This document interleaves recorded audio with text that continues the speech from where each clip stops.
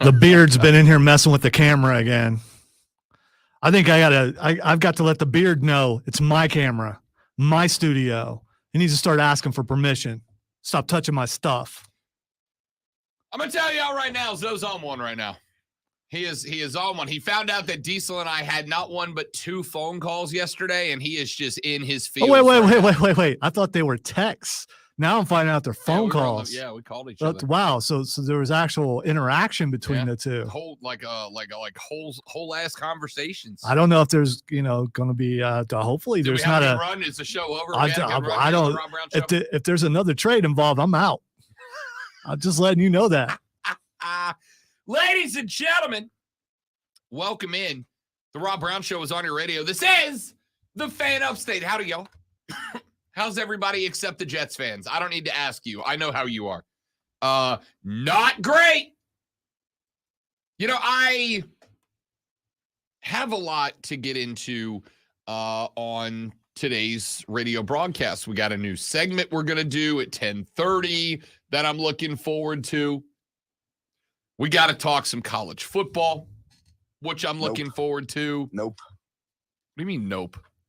You're just not doing it now? I didn't have it up yet, so I was making sure it worked. Nope. Oh, okay. Sounds good to me. We got a new segment at 10:30. We got to talk some college football. Spencer Rattler is your SEC player of the week, and of course he is. The only other guy who could have taken it from him was Xavier Legette. Yeah, so some people need to say his name right. It's Rattler. Also, you think Kevin would be on the stream today? I would bet $1 that Kevin, the Bills fan, will not be on the stream today. Noted Bills fan. And we will talk. We're going to talk football later on in the show. There's a lot of stuff I want to get to, but I had a conversation yesterday with Diesel. Yes, we were texting each other sweet nothings well into the evening. I had a conversation yesterday with the boss, and we were discussing how much we should lean into when we talk NFL, how much we should lean into big city market teams that aren't here. So you got in trouble for not talking about Dallas yesterday. Is that what this is? No, fortunately, it was related to something else. We were having a looks like a realization on your face, like, oh no, that is what that was. We were having a conversation about something else. We were having a conversation about programming, ops stuff, right? And Wait. That's my job. Why are you talking to the boss about my stuff? It's also his job, and he asked me a question. Why you are so sensitive today? I'm just playing around. I'll stop. So we were talking about programming stuff, and we got into the concept of the local show, and how much should a show in the upstate of South Carolina talk about the New York Jets? Is it more acceptable when there's a story like with Aaron Rodgers than in general, et cetera? I'm very curious about this because, in my opinion, the NFL is more. It's not as localized as college football is. I mean, I think we're obligated to talk about the college football around here, but I think NFL is. There are so many different people who are fans of different NFL teams in every city, including this one. So I'm very interested to hear what his angle is on this. So and if he's right. I don't disagree, and that is why when we talk NFL, we do talk about everybody. But I think it was more along the lines of okay, if you're going to talk NFL, do you gauge how much you're talking about outside teams based on the market they come from, right? So theoretically, if we had a melting pot, as the upstate of South Carolina is, would you spend more time talking about the Jets and Giants, the Bears, the Rams, because they're from the biggest cities, and just on average, you're more likely to have some people from those cities here? Does it make more sense to talk New Orleans? It's a much smaller market, but they're a direct divisional rival with the team we do cover. So who does it make more sense to talk about? If we only got to talk about one team today, does it make more sense to talk about the I'm about to block somebody from the damn all right. stream. I just want to make a point really quick on the stream. You can watch the show, Facebook, Twitch, the X, YouTube. The majority of the comments are either about the plot to dethrone Lonzo, or they're about the NFL, and the majority of them are about the NFL. So I'm really curious about you continuing to talk about this and what the boss thinks about this, because I think if we're not allowed to talk about the NFL the way we've been talking about, I need to know. That is not the case. Okay. And again, I think the conversation went towards talking about, like, how do you figure out how much time to spend on any given team, right? And yesterday, one of the pieces I brought to the table there was, how much time do we talk about Aaron Rodgers and the Jets? Because on one hand, it's a New York team. And while I know there are some folks in this area that are from New York, I got to tell you, I've been here 3 years. I've maybe seen like a Jets hat, a Jets shirt, like maybe, right? Now, I've seen a lot of the Bills fans. I know the Bills fans are around. I know where the Bills fans go drinking at. I've been there with them. They're phenomenal. They're amazing. I love them. They're probably not listening today to hear that compliment, but I love them. Gee, why would that be, Rob? We're going to come to that because we're going to talk NFL. So the conversation was, how much do you gauge, like, how do you gauge how much outside teams get in terms of airtime on this show? Is it city size? Is it proximity? Is it competition level with the Panthers, right? It makes a lot of sense to talk about the New York Giants if the Panthers play the New York Giants next week. But if the Panthers don't have the Giants on the schedule, it doesn't make a lot of sense to talk a lot of Giants, right? Unless I know I've got a handful of Chris Lewis's out there. So I'll give them a minute or two here and there, but I can't do a whole segment. Then this Aaron Rodgers thing's happened. We spent an entire offseason talking about Aaron Rodgers. We spent an entire offseason talking about the Jets. We spent an entire offseason talking about the impact he was going to have on that team, on that division, on that entire conference. We talked about how he was going to show up in the city of New York, was going to jump on his back. We spent the entire offseason with half of the nation going, Aaron Rodgers an idiot, and I hope he goes away. And the other half of the country going, I love this guy. And some Venn diagram bubble in the middle going, I just like drama, and this guy provides plenty of it. We spent this whole offseason every Thursday checking in to hear what he said on McAfee about the Packers, about the Jets, about the fans, about the division. We spent all of that going on, and Aaron Rodgers lasted 5 plays before his Achilles shredded. 5 plays. He came out. The stadium was electric. I don't know if you guys watched the intro to that game. Usually with the Monday Night Football, you know, they have all the talking heads in the circle at the little semicircle desk, and they're on the sideline and they're talking about the game. Well, you know, I'd like to see this guy get more involved, and I'd like to see maybe some toss screens, and my pick is this, and the number is that. And that's all well and good. And then they go, let's take you down to the field as it's time for a kickoff between the Jets and the Bills. This is Monday Night Football. And then you go to the field and you see the kicker put the hand up and wait for the whistle, and toe meets leather, and we watch football. And last night, then it would happen. Now, partially because I'm sure 9/11 and the memorial and all that, which is 100% justified, understandable, and the right decision to celebrate that. But then they had last, out after everybody else was introed, Rodgers come out of the tunnel carrying that big-ass American flag, running to the middle of the field, meeting the team. The stadium was electric. It was palpable. You had the energy oozing out of the speakers on the big screen. It was this incredible moment. And then you just waited. And the Jets got the ball. And it was like, hey, man, let's go. This is going to be so good. We've been waiting this whole off season. He threw one pass and then his Achilles popped. Again, we don't know that is I was going to say, you need to clarify. Yes. We don't know that's definitively what happened, but Robert Saleh basically all but said that yesterday. Basically all but said in the post-game presser, it's something to do with his Achilles. It does not look good. Please pray for this guy, right? So we don't know that's what happened.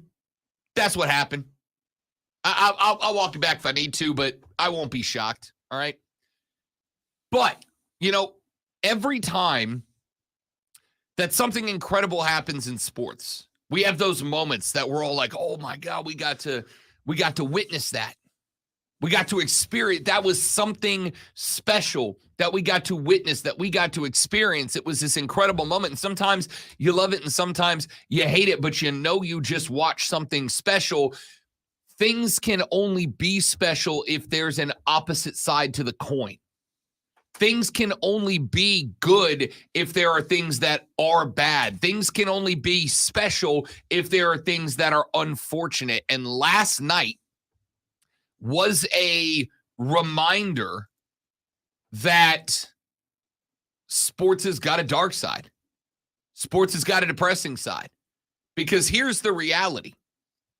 I'm not an Aaron Rodgers fanboy. Shocking, I know. I'm not an Aaron Rodgers fanboy, but I understand, A, how great of a quarterback Aaron Rodgers is on the field, and B, how enormous that pickup was for the Jets. They spent an entire off season believing it's our time. It is our time now. We are ready to rock and roll. Let's go. And then the dude was on the field for 5 plays total. Not 5 games, not 5 weeks.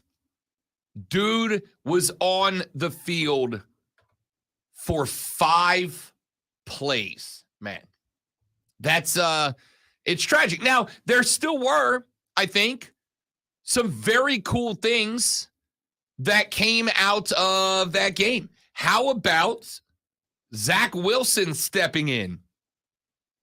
Zach Wilson most definitely went home and got himself a little love from his mom's friends last night because of that game. By the way, did you notice? I don't know if you noticed this. The cameraman kept showing some older women up in the crowd. I knew what they were doing. Every time Zach. I'm just saying. Zach's mom's friends have got it going on. It was incredible.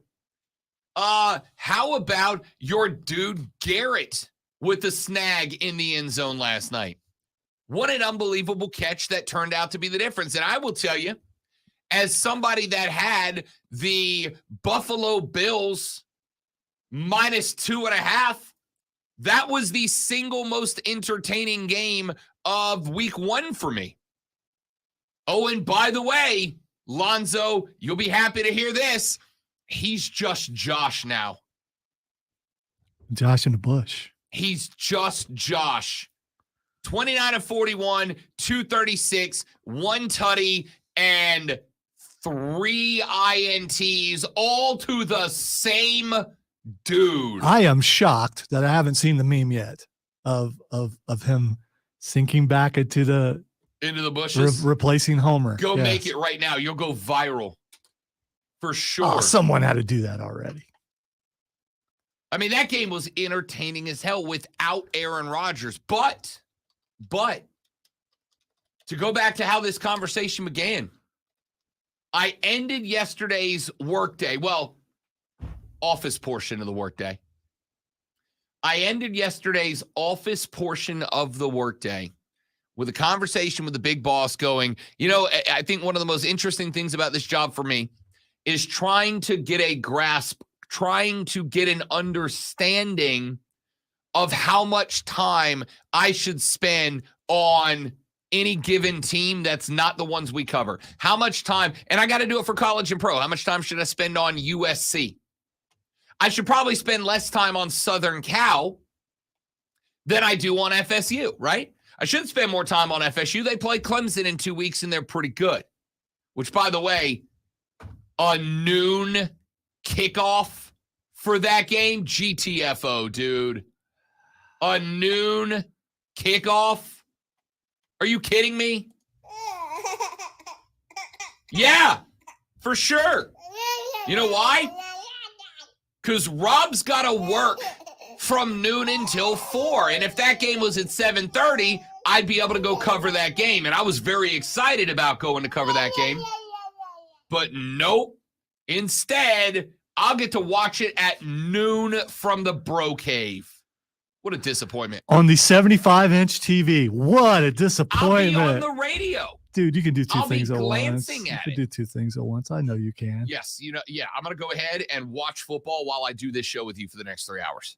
That's what I'm doing. Oh, word. Sounds awesome.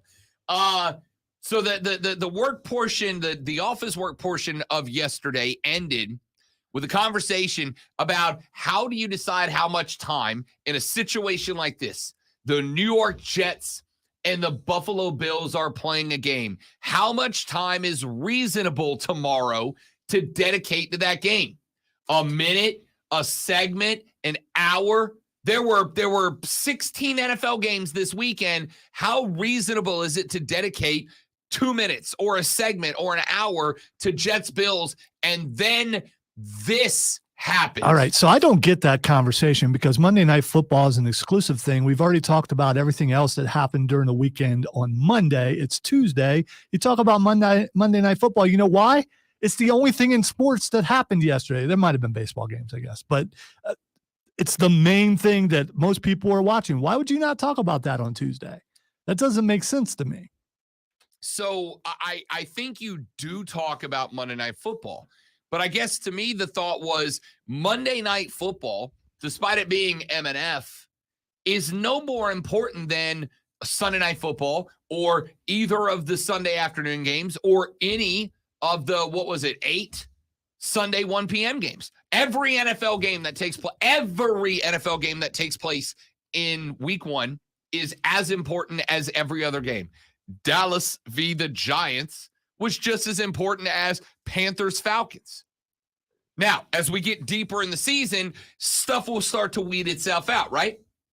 If we get to the end of the season and we've got a Rams-Cardinals game where both teams are 2-8, I mean, the only importance there is who's getting the number 1 draft pick and taking Caleb Williams next year. I don't know. Rams are undefeated right now. They are 1-0. And so I think that's right. So that's an interesting point. Those are we're talking about. So the point was the Monday Night Football game, the only thing that it has over all the other games is it was the last game of week 1. But then this Aaron Rodgers thing happened. I was going to say, so should we talk about, Clemson versus Carolina? Let's look at what their alumni are wearing this year. I mean, is that what we should be talking about all the time? Because I don't think so. A show that does that is boring. Real quick story, and then we'll go to break.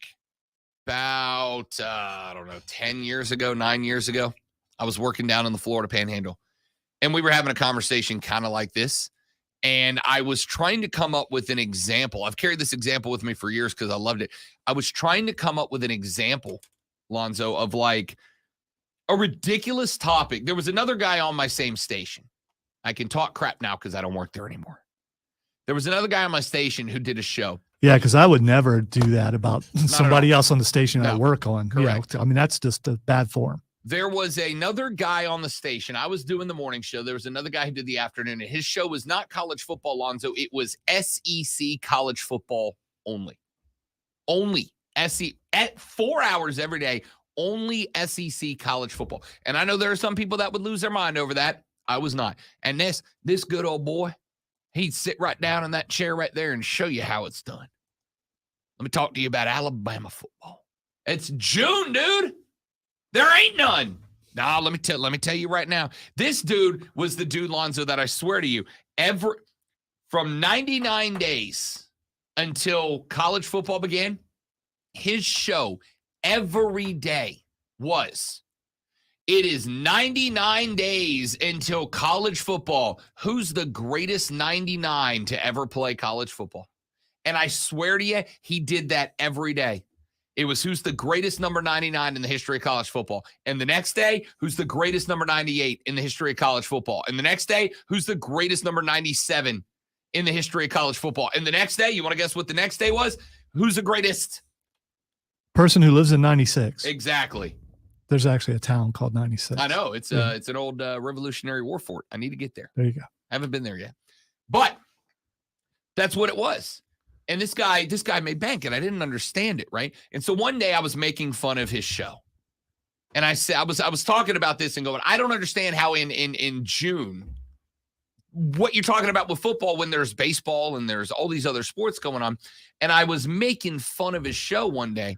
And I said, and by the way, ladies and gentlemen, since we're looking for something to talk about, Alabama, for the first time in 42 years, which I completely made up, Alabama, for the first time in 42 years, is going to be changing the color of socks that what they wear that their uniform. They will be changing from white socks to crimson socks. This year, Alabama will debut fresh threads when they go crimson socks.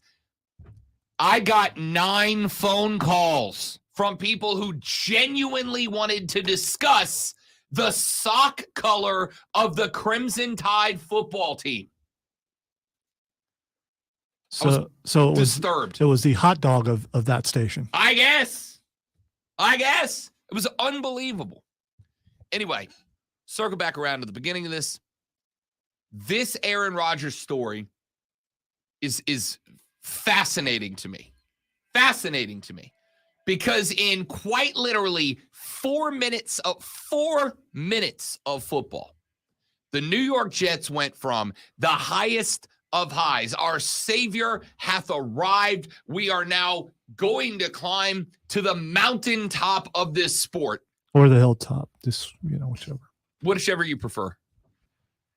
We are going to climb to the mountaintop of the sport. And in 4 minutes of football, I watched a stadium be crushed spiritually. It was fascinating. We got to take a break. We'll come back here in just a minute. What are we going to talk about today? Friggin' everything. So don't go anywhere. It's the Rob Brown Show on the Fan Upstate. All right, guys, got a live read to say right there. We will be back in 1 minute.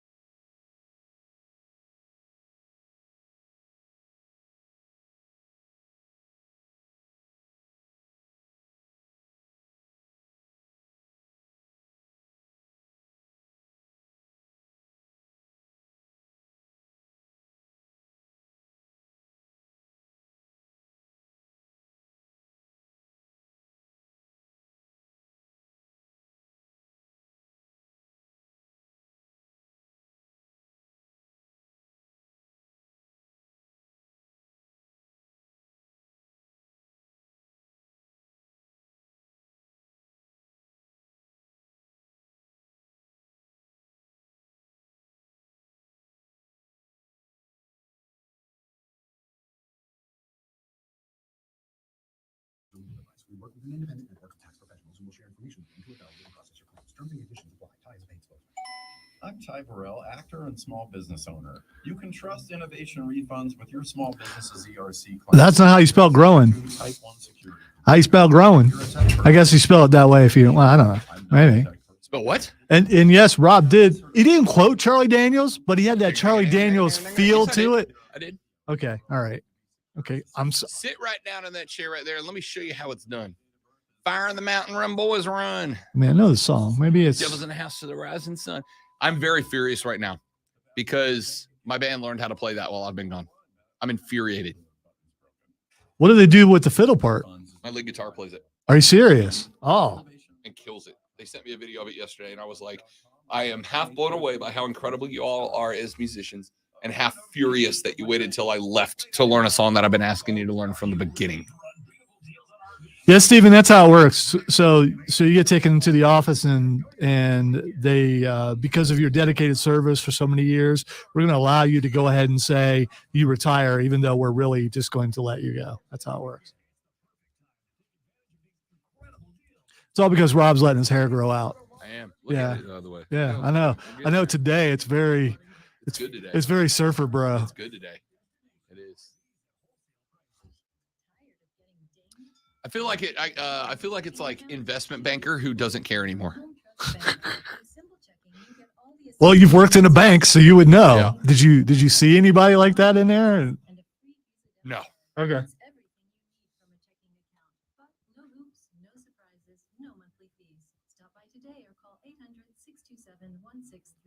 And I agree with you, Jason, as I nodded when you said that. There are more things to talk about than just Clemson going on. And if that's your go-to and that's all you have, I mean, I feel sad for you.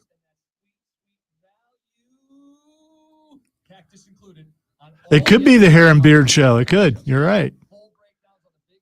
Yeah, it would be the end of Weenus and Pitt It would be the end of Weenus and Pitt. because the beard would not like being referred to as either Weenus or Pitt.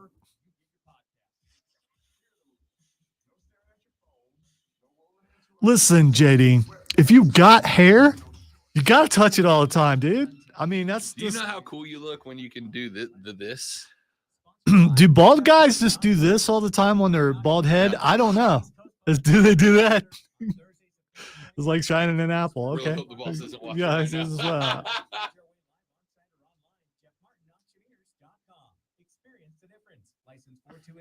The Burns Rebels have won back-to-back games, including an impressive 49-13 victory last Friday night on the road at Greer. This Friday, they look to make it 3 in a row when they host Red High School. Hey, it's Rob Brown inviting you to join us this Friday night for Burns Rebels High School football with pregame at 7 and kickoff at 7:30. Powered by your local Ingles Market and Founders Federal Credit Union. It's Burns Rebels football on the Fan Upstate. 97.1 FM Spartanburg. 97.7 we go quiet when Rob's promo is playing out of reverence.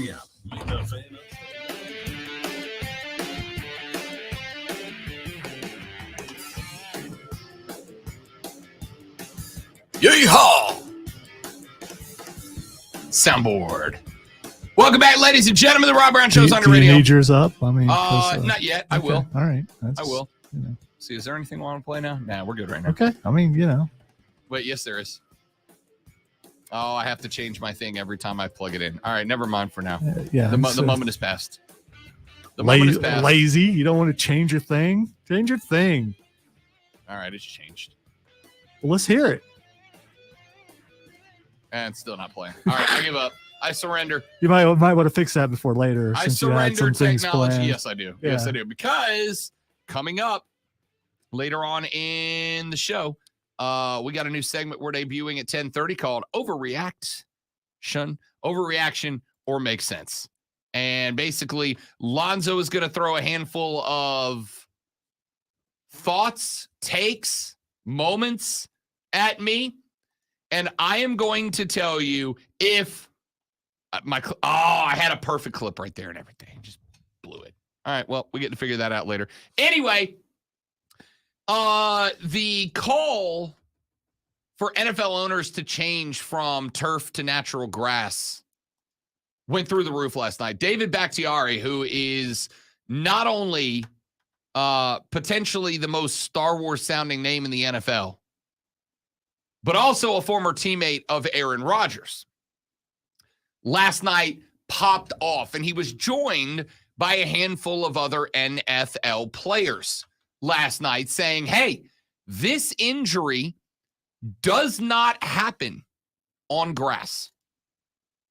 And I got curious about that, so I started digging around in the world of the internet, and I found not one, but two different studies/surveys where a couple of different organizations went and evaluated the number of injuries sustained, specific injuries, ankle, foot, etc., the number of injuries sustained on turf fields versus on grass fields. And they even broke it down to the number of injuries sustained on grass fields versus the number of injuries sustained on old turf fields, like the old AstroTurf, which was basically a layer of plastic yay thick on top of concrete, versus the new age AstroTurf, which is what you saw with all those pellets on Josh Allen's face after he got sacked for the 9th time. Yeah, I've been on the old stuff. It sucks. It was very unpleasant. I'll never understand how that was ever a thing even back in the day.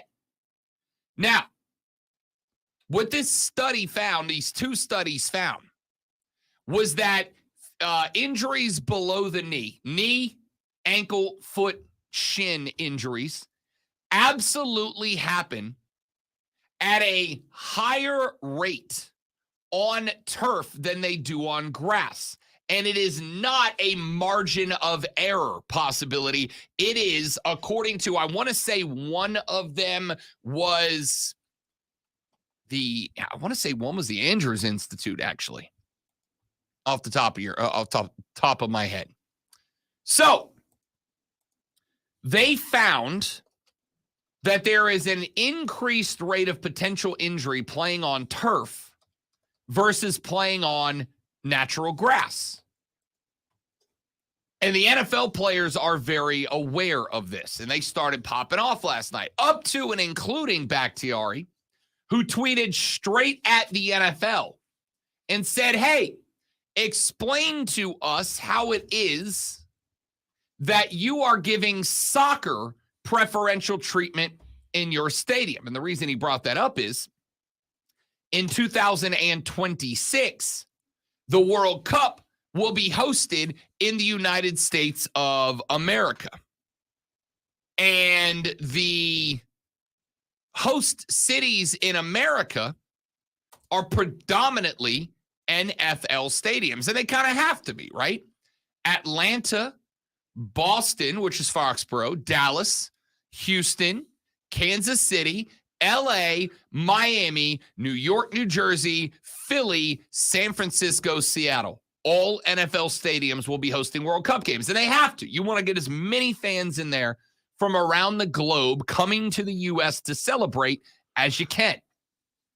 And in order to make that happen, all of the outdoor stadiums will have their turf pulled and will have natural grass installed for the World Cup.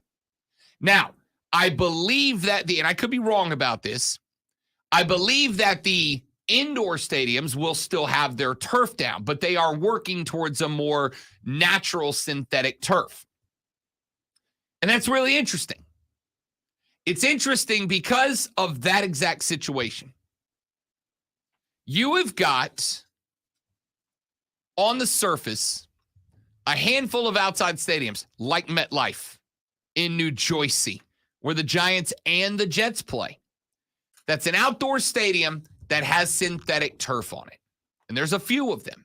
And then, of course, you have all of the indoor stadiums, with the exceptions of the ones that are so advanced that they can roll their field outside. Dallas, Arizona, etc. And some of them, I think all of them, have synthetic turf as well. But there are some stadiums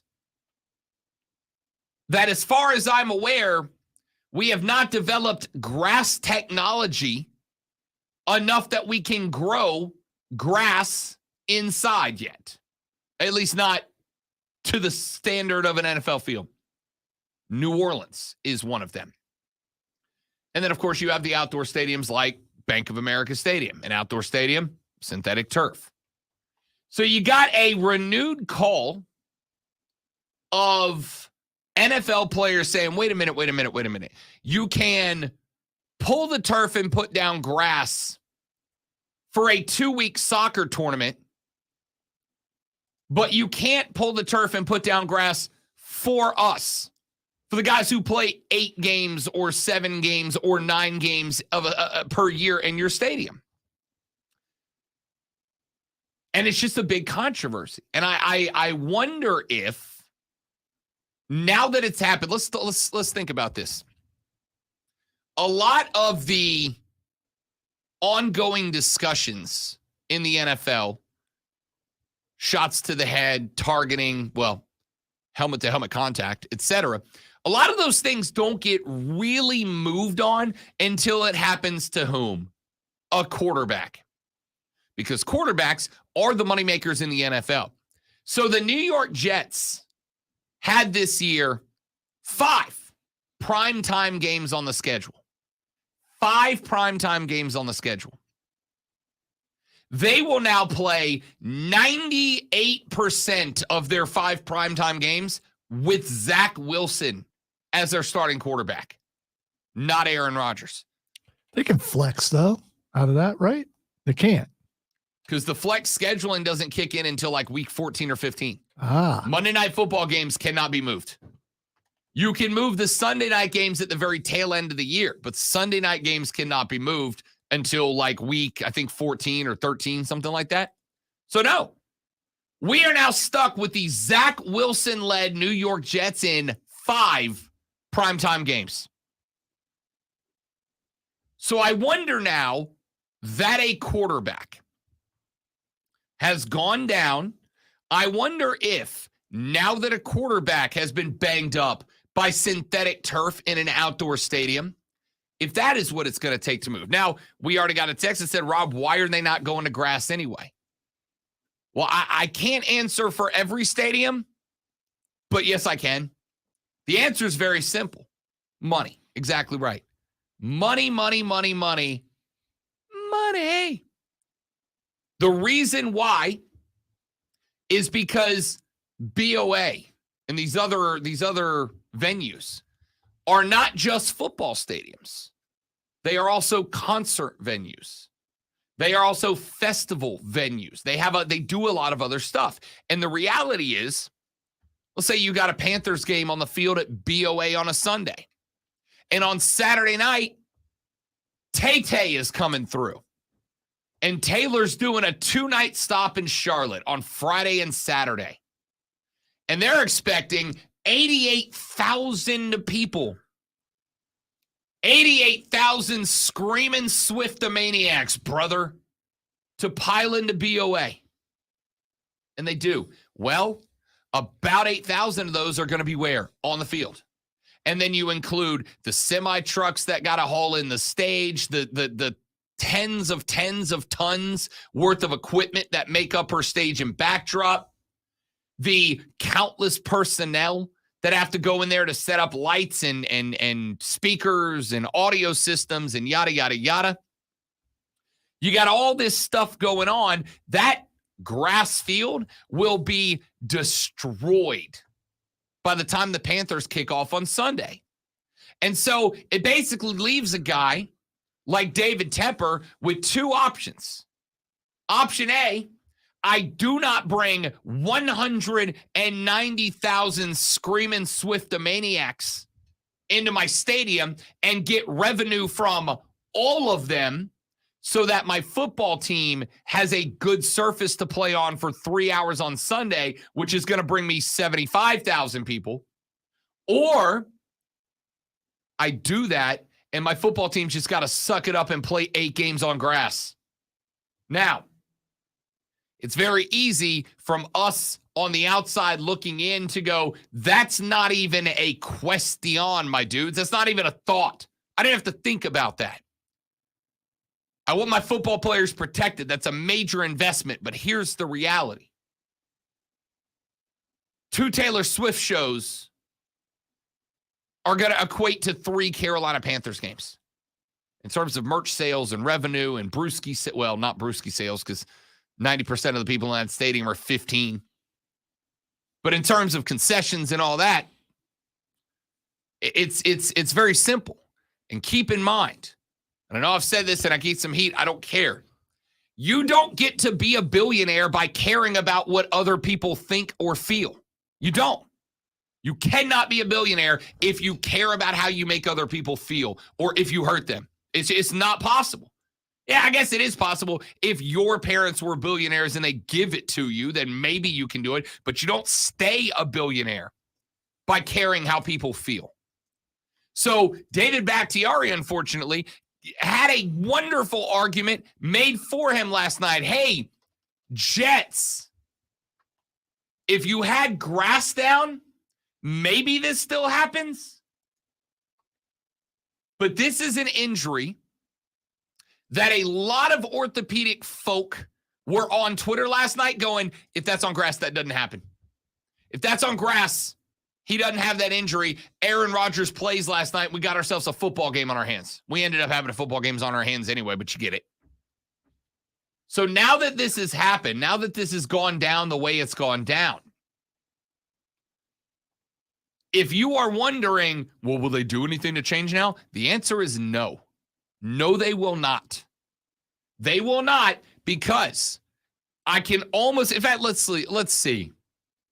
Let's see what meth life, that's in Florida. Meth, that's a good joke. That's a good joke. And Lawrence County, but yeah, go ahead. Let's see what MetLife Stadium has coming up, because I'd be willing to bet you they got some concerts and stuff coming up. That's their football schedule.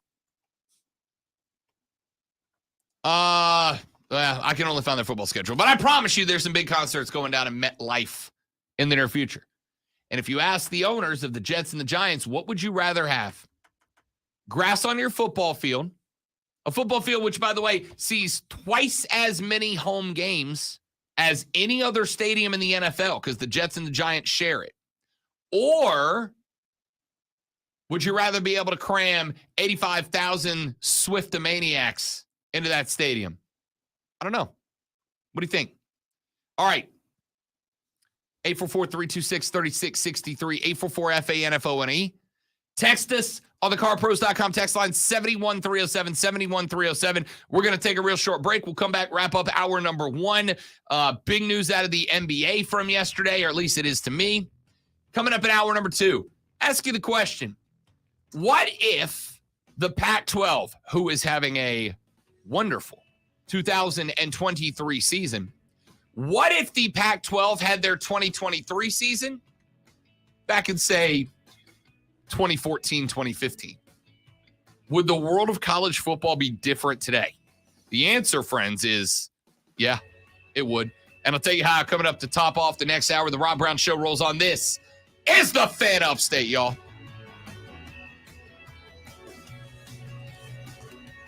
All right, what's up to all the new folks in the stream? Look at that number spike. I like it. Welcome in, guys. Good to have you. Was up to 38. Yeah. Thank you guys so much for coming by. If you're enjoying the show, smash that like button, dude.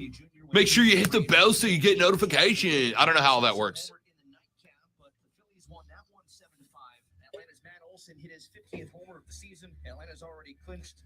When will teams stop overpaying old guys who don't have much left? Well, I appreciate the history of older stadiums. All stadiums need to have retractable domes that can either be opened or closed according to the weather. These players are too big of investments nowadays to put them out there on wet fields. So I half agree and I half disagree. Yeah, old guys like a guy who just like won the MVP 2 years ago. They just get really old last year. I mean, I don't know. I don't even think he got really old last year. I mean, it wasn't like he was bad last year. The Packers were bad last year. Let's see, 2022 season. On the road again. No. The bots were much more plentiful. The Rob bots. Yeah, the Rob bots, we were getting up to like almost 200 on some streams. Yeah, we were getting. Yeah.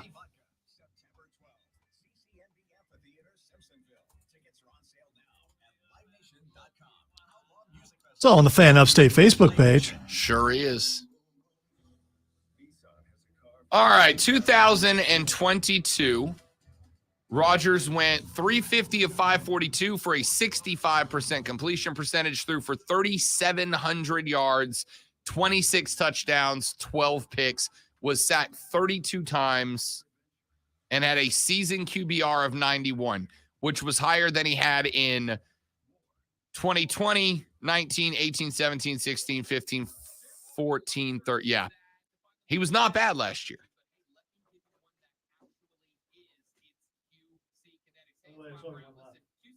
Have it. Oh, well, you can still have it. I also miss the Rob bots. Yeah, I mean, you guys are part of the Rob bots. Let's not short yourself there, Keegan. You're a Rob bot in the best kind of way. Thanks, Steven, for the donuts, which have lasted through today. I've already had 2. I can't have another one, but thank you for being my bad influence. Lonzo, knock it off. You know my self-control is non-existent. Yeah, I didn't even get to that. I don't know. I'll call him and ask him after the show. J.C. Horn went down with that. Yes, he did. He went down on the turf field in Atlanta with another soft tissue injury. Now, in fairness, J.C.'s been struggling with that his whole career. And granted, you can blame it on the fact that he plays the overwhelming majority of his games on turf, right? He plays every Panther home game on turf, and he plays 4 of his 6, scratch that, 2 of his 3 divisional games away on turf every year, too, in New Orleans and Atlanta. So, no shock there. I get it, Joseph. But again, Aaron Rodgers was kind of killing it, dude, right? Like, this is not like you brought in a washed Brett Favre for another run with the Jets. This is a quarterback who's been very good very recently. Yeah, Favre went to Minnesota and had a good run there. He did.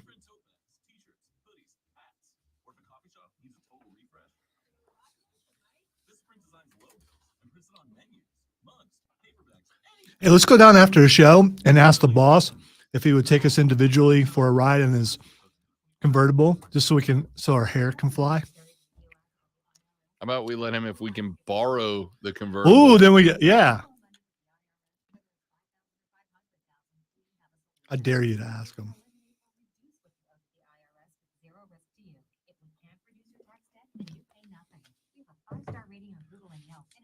We're the #1 sports show in the state of South Carolina. How could he refuse that request?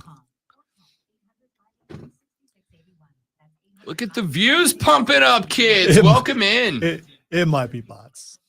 I don't care. That's just I don't care. I'm taking credit for it.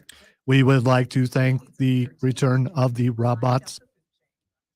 The Rob bots are back, baby. Just in time for something. Maybe an orchestrated spike. Look at that. Look at that.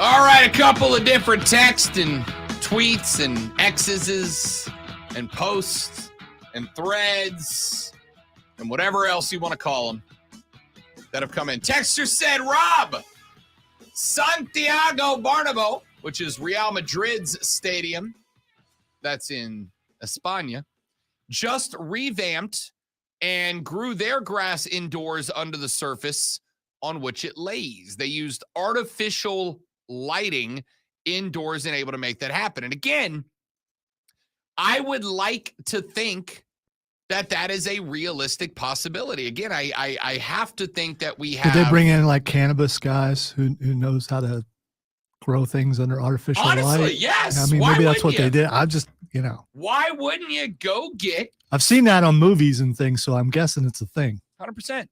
Why would you not? Right now, because again, the reality is, though, unfortunately, that while we would now technically have a solution that, by the way, would not break the bank of a billionaire, while we now officially have a solution to growing grass indoors, it does not get rid of the problem that I brought to you a minute ago. Taylor Swift, again, I know I'm kind of leaning on the Tay-Tay bandwagon I mean, right come now. on. Is there a bigger touring act in the world right now than Taylor Swift? Let's talk about some rock stadium tour of some Cool, give me type. one. Def Leppard.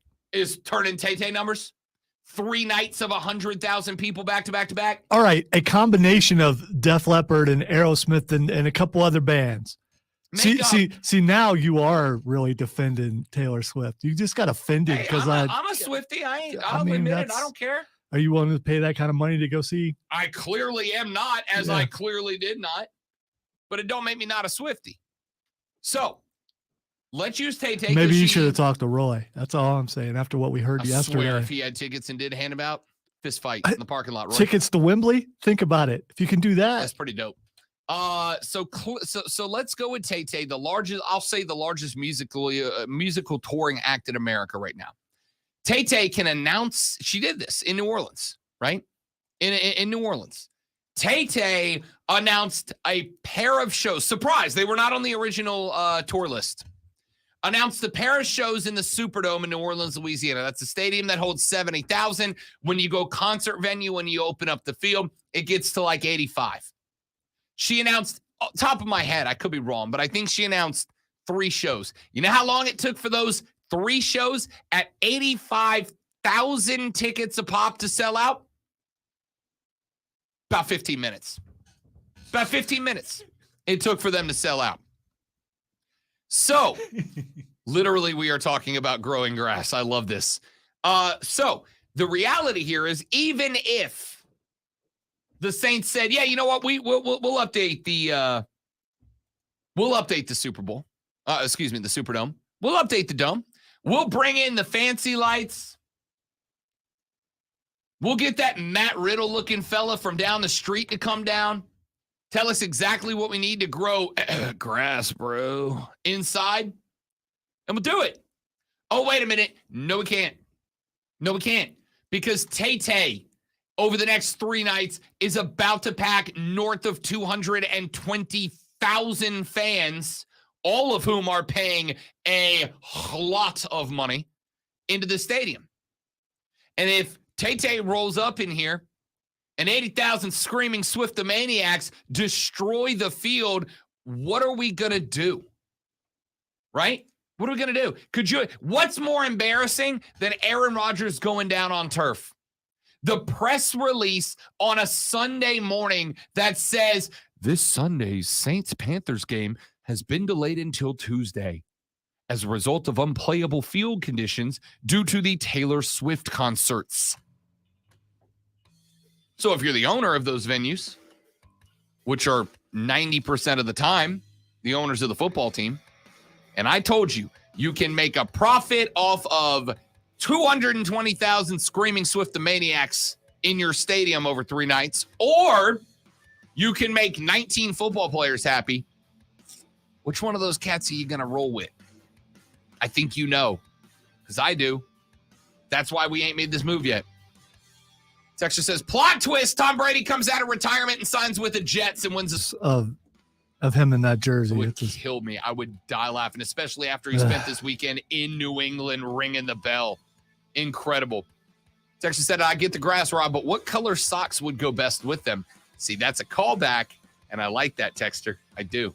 Back after this for hour numero dos of the Rob Brown Show on the Fan Upstate. I think you got to go with white, because if you went with green, it would just clash and it would, Did you see the conversation on the Kelsey Bros pod about the gloves? Yes. That was incredible. And it's one of those things that I feel like I'd heard it before, but it just slipped my mind. But to hear them actually break it down, so the Kelsey brothers have a pod called, what's it called? I blanked. It's where they're from in Ohio. New Heights or New something like Heights. that? That's it. Yeah. Yeah. So Travis and Jason, the Kelsey bros, have a pod that is just them being dudes. And it's great. And they were talking about having had conversations with wide receivers who said that they will wear, and offensive linemen, I guess, will wear gloves that are the same color as the jersey of the team that they are playing, so that it makes it harder for the referees to hold. So if you're playing a team, if you're playing the Chiefs on the road and they're wearing their home red, you wear red gloves so that if you hold them, the refs can't see it. And I thought that's friggin' interesting to me, to be honest with you. It's deceptive and And I love it. and it's a very well thought out. So who was the first player who thought of that, or was it an equipment manager? 100% an equipment manager.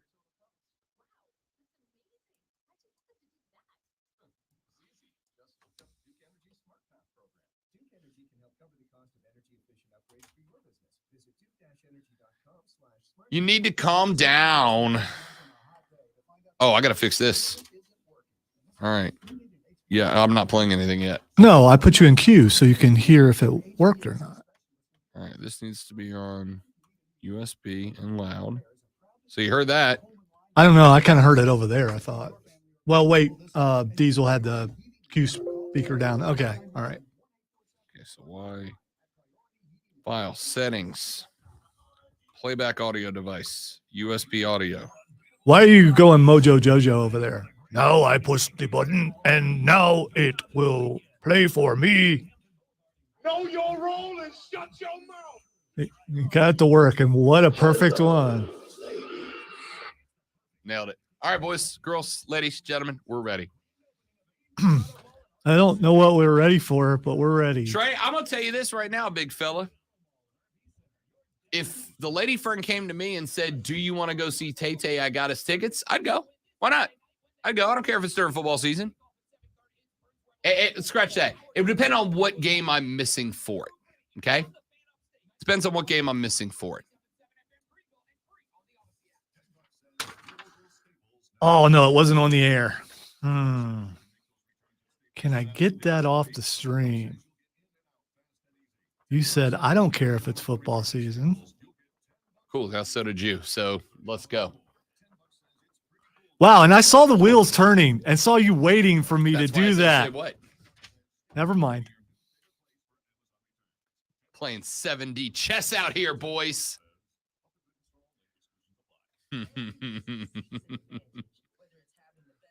Well, I'm losing it because, normally I wouldn't have said what I was going to do. I would just do it. And why would I do? Maybe it's because I feel threatened because of phone calls and texts.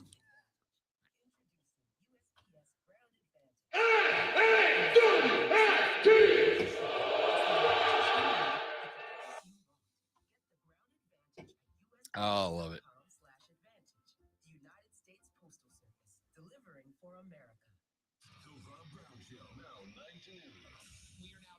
I am not, listen, Chatter, I'm not a judge of that. Do whatever you want to do when you want to do it. I'm talking about if you want to schedule something during football season, go ahead and do it. It's fine.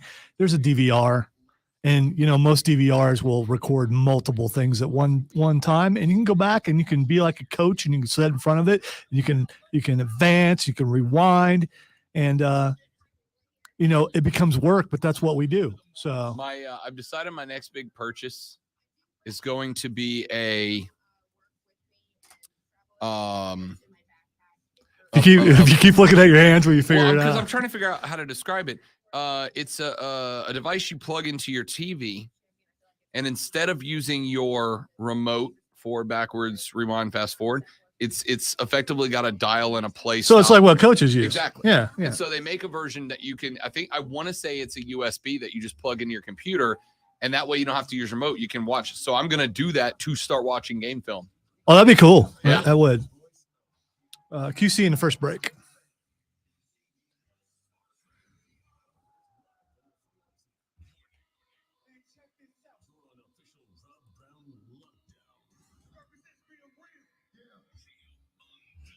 Yeah, Jatter, we did. We talked about the entire first hour. It's okay, dude. You just got here. It's a good number. Hour numero dos. So the Rob Brown Show goes now. This, ladies and gentlemen, is the Fan Upstate. Welcome back, my friends. Ever so glad to have you here on the show. I am Rob Brown, the great one, the alpha and the omega of the Fan Upstate, and a young man that can't help but hurt himself when he yawns, apparently. No, I didn't get my headphones on before you started talking.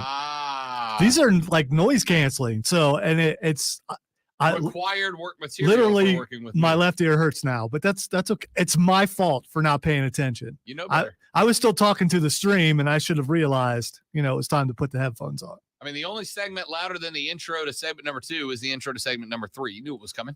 You know how it goes. I did get told yesterday to stop yelling. Yeah!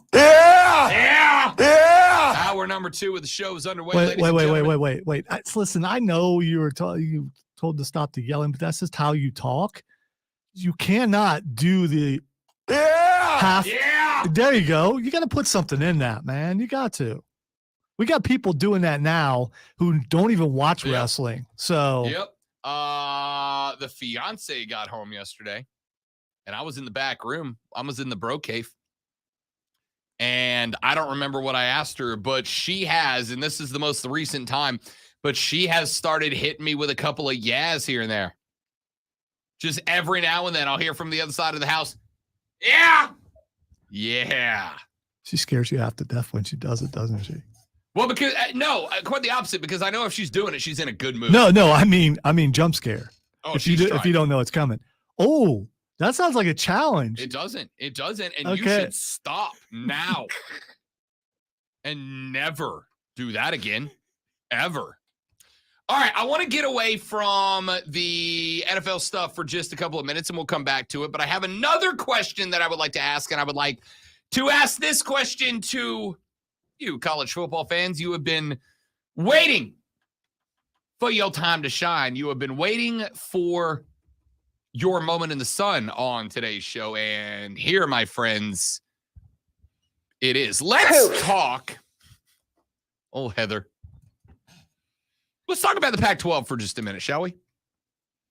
Because this may come as a bit of a shock to you. It turns out the Pac-12 looks pretty good out the gate so far this year. Looks pretty good out the gate. USC is 3-0. They have not scored less than 56 points in any game so far. Colorado, the Buffs, the fighting prime times, are 2-0, including a win over Matt Rule's Nebraska in week 2 and a win over the defending runner-ups in TCU. The mighty Ducks of Oregon are 2-0, and they put up 81 in their first game, knocked off Texas Tech in game number 2.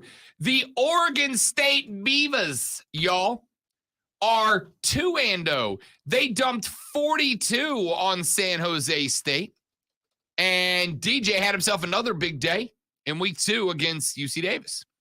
The Bruins of UCLA are 2-0. Apologize for not being. I was That's doing all right. something else. I was wondering where it was. There it was. The Bruins are 2-0 with wins over Coastal Carolina and San Diego State. The Utah Utes are 2-0, huh? The Utes. The Utes went out there. They beat Florida. They sent them packing back to the Sunshine State. Then they beat Baylor. Sent them back to Texas. All right, the Utes are 2-0. The Washington Huskies are 2-0 with wins over Boise State and Tulsa. There are 4 teams that have 1 loss, and no team has more than 1 loss. Arizona is 1-1. Their only loss, an SEC road game at Mississippi State. Arizona State has 1 loss so far this year. Arizona State's only L on the season right now came to Oklahoma State, the Cowboys, who, by the way, look pretty good in week 2. Cal has 1 loss so far. That, of course, was to the Auburn Tigers. That one was at home, and frankly, a game that Cal should have won. They had Auburn on the ropes for like most of that game.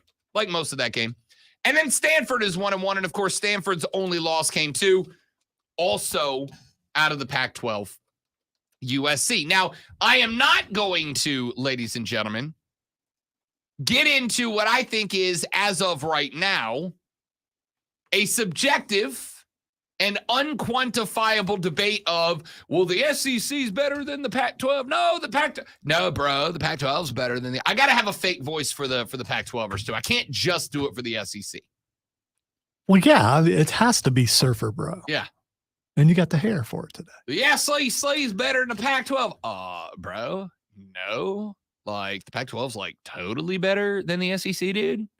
Like, totally better. So you're doing that fish from Finding Nemo. They're like, I wish less teams left so we could be like the Pac Hang 10, dude. You know what I mean, dude? Bro. Crush, bro. Noggin. All right. So the Pac-12 is pretty good. And there's still a lot to be played, right? I don't want to jump the gun on this one. But I do think it's important to talk about because it is the just about best possible start that this conference could have had. Cal would have held on and finished off Auburn. That would have been huge. Who announces a farewell tour and doesn't have a good season? I mean, that's just usually how it works, doesn't it? Well, but like, if it was USC and Cal or UCLA that were having good seasons, you'd be like, all right, it's a farewell tour for them, but it's the farewell tour of the whole damn conference, and the whole conference is stepping up to answer the bell. So here, ladies and gentlemen, is my question to you. What if the Pac-12 had this season, had these results back in 2015?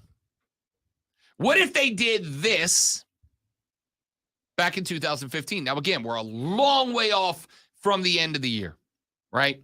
Not all of these teams are all going to finish within one game of each other, although it'd be hilarious if most of them did. They're not going to. But what if they did this back in 2000? Let's assume, as it has been so far, this is the best year the Pac-12 has had in 11 years, 12 years, more. Let's assume it stays this way. Let's assume that the Pac-12 ends up having the best year of all time. How much different does college football look if this happened in 2015? Back in 2015, Stanford went 12-2. They ended up in the Rose Bowl. They played Iowa. Oregon went 9-4. Washington State went 9-4. Cal went 8-5. Washington went 7-6. Oregon State went 2-10. Back in 2015, in the South Division, Utah went 10-3. Utah played in the Las Vegas Bowl. USC went 8-6. USC played in the Holiday Bowl. UCLA went 8-5. Arizona State went 6-7. Arizona went 7-6. Colorado went 4-9 that year. Now, assuming everything holds up for the Pac-12 this year, assuming Travis Hunter, Shedeur Sanders, and Mr. Coach Prime end up going on and having a wonderful Colorado season. Let's say that they break 500. Let's say Colorado goes 7-5 this year, which would be incredible. Their over-under win total was what? 3.5? Let's say they get bowl eligible this year. Let's say USC does make the playoff. Let's say they run the table and they make the playoff. Or maybe they have one loss in the Pac-12, but they win the Pac-12 championship. And because of some unexpected lack of competition elsewhere, USC gets in. What if Colorado does it? They won't. But what if? I mean, you're doing hypotheticals here. What if Colorado does? Yeah, but I think they're hypotheticals, currently undefeated. Hypotheticals have to have some basis in reality. There's no reality in which Texas wins 10 or Colorado wins 10 games. Forget 12. We'll get Or back to 11. this in like 2 weeks. We certainly will. We will, because they got Oregon coming up. Oregon lay the points.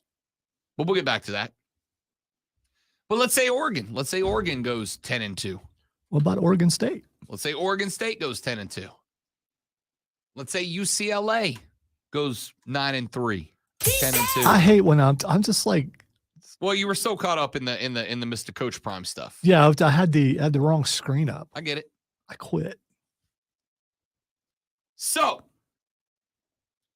let's say that all of this does continue for the Pac-12. All these teams end up really, really good. You got a couple of bottom feeders, right? You're going to end up. So here's the thing. I'm looking at this. Arizona State. I mean, Cal, Stanford are probably your bottom feeders. Talking about the teams that are coming to the ACC. Cal and Stanford, yeah. Okay, Sure all right. am. I just an observation. I didn't mean anything by it. No offense, it doesn't bother me none. Cal and Stanford, probably Arizona State, your bottom feeders. And I'll just say that because they're the team with the 4 losses between all these teams. There are 4 combined losses, 2 of them to SEC schools. So let's say this holds up all the way to the end of the season. And Colorado and the Pac-12 have their greatest season ever combined. In 2015, the conference as a whole went 90-67.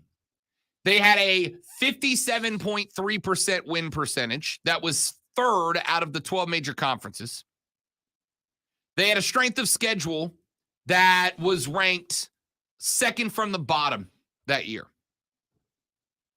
What if we flip that over?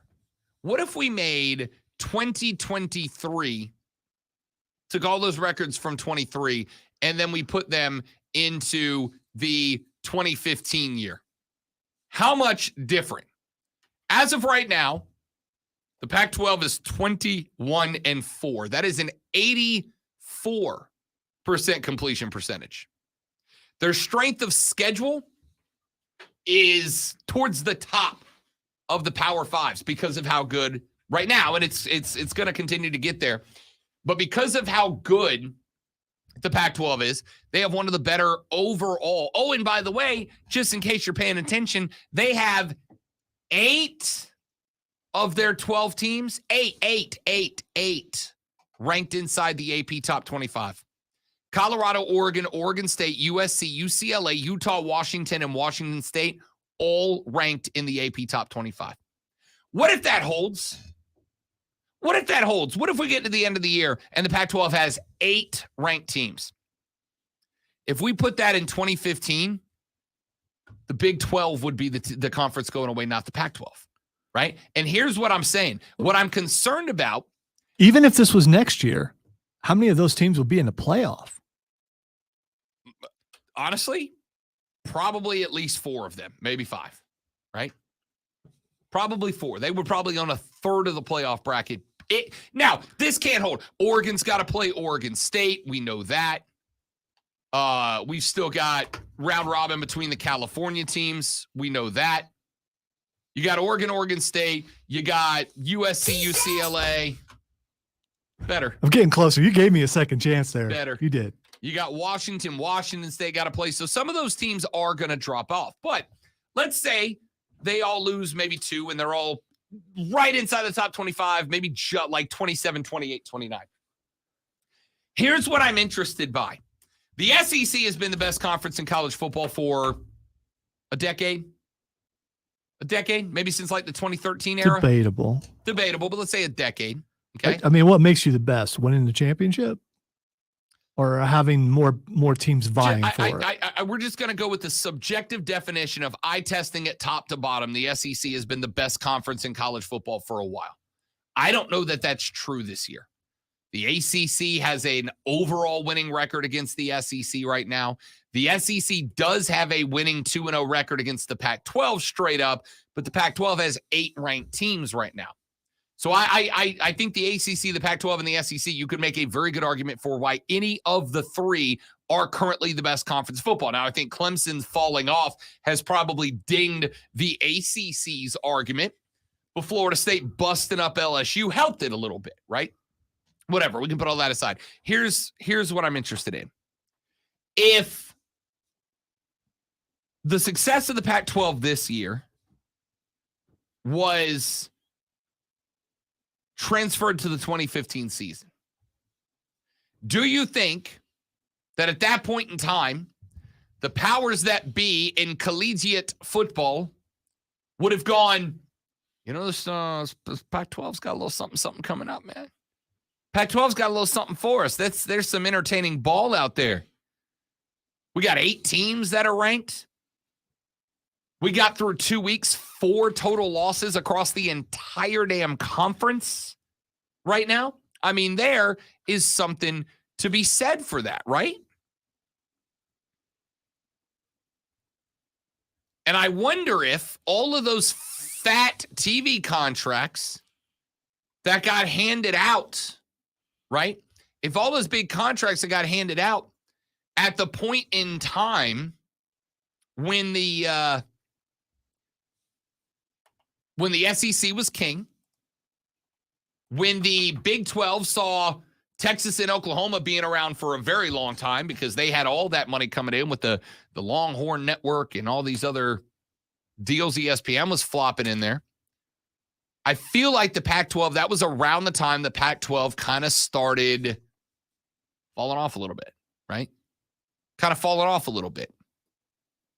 And I wonder if that doesn't give pause to some of these TV folks. At the end of the day, that's who's driving all of this realignment stuff.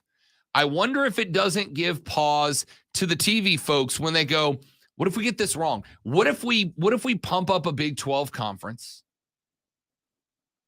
What if we pump up a Big 12 conference? That's adding teams.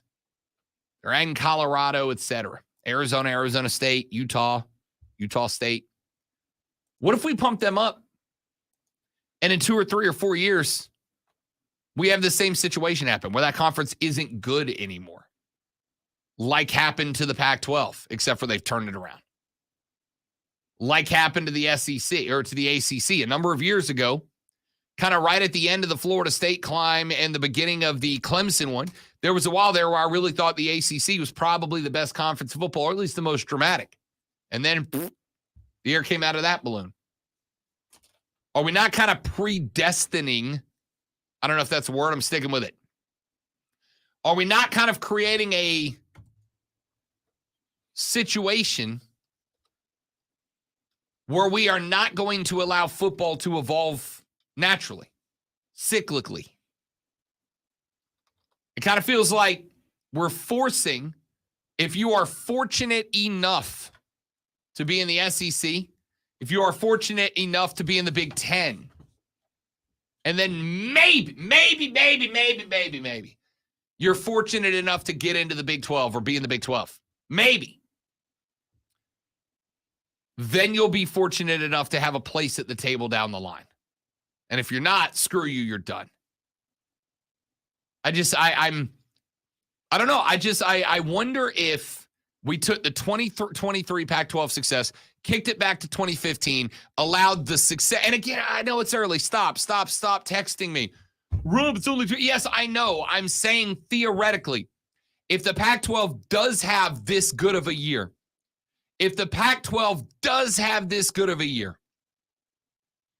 where they run through and they end up with a 84% winning percentage as a conference. They win damn near every out of conference game. And all the L's they take are only within conference, and everybody's within a game or 2 games of each other. And we transplant that hypothetical season success to 2015. Is the Pac-12 alive today? I'm not going to say instead of the Big 10, but maybe instead of the Big 10.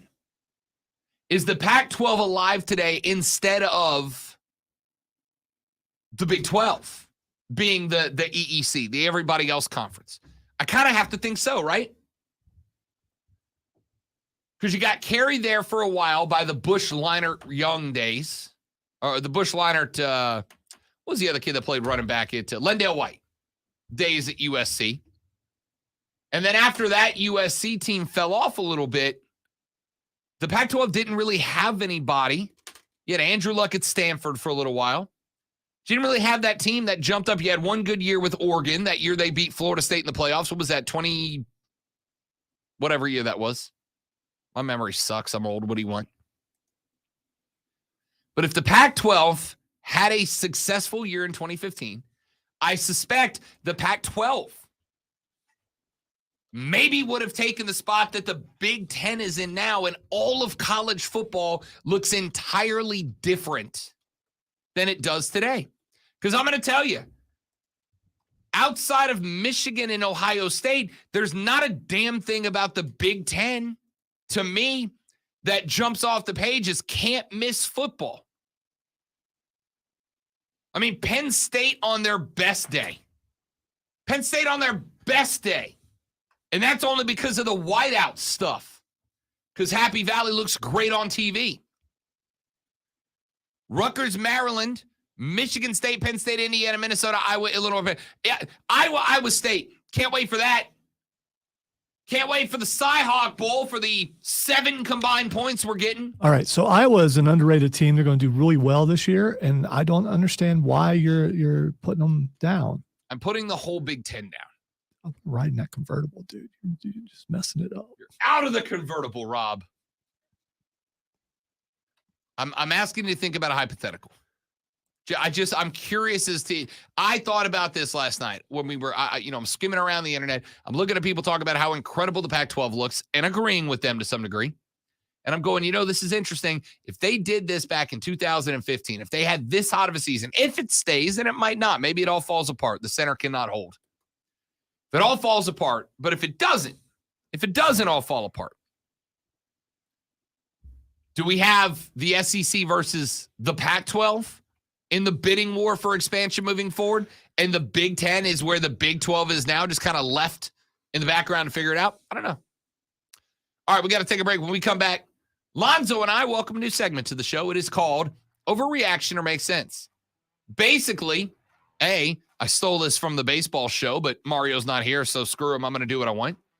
And B, Lonzo is going to throw some sports takes from around the internet at me, and I am going to tell you if they are an overreaction or if they make perfect sense. And we'll do that next. I am Rob Brown. The great when Lonzo's on the ones and twos. The Rob Brown Show rolls on is the Fan Upstate.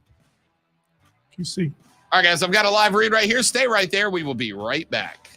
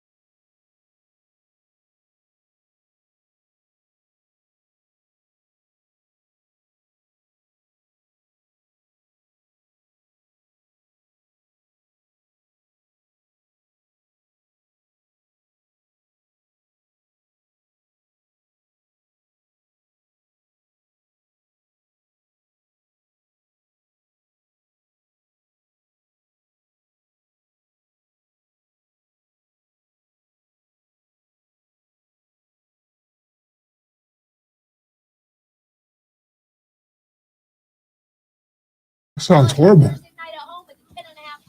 All right, dudes and dudettes. Why did we not come back? Why did the video not go away? Go away, video. There we go. Perfect. Y'all that are new on the stream, say hi, man. Drop a line. Love to see you.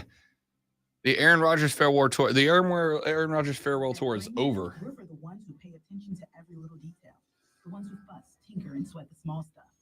Because you know the tiniest thing can make the biggest difference when it comes to keeping business moving. We get it.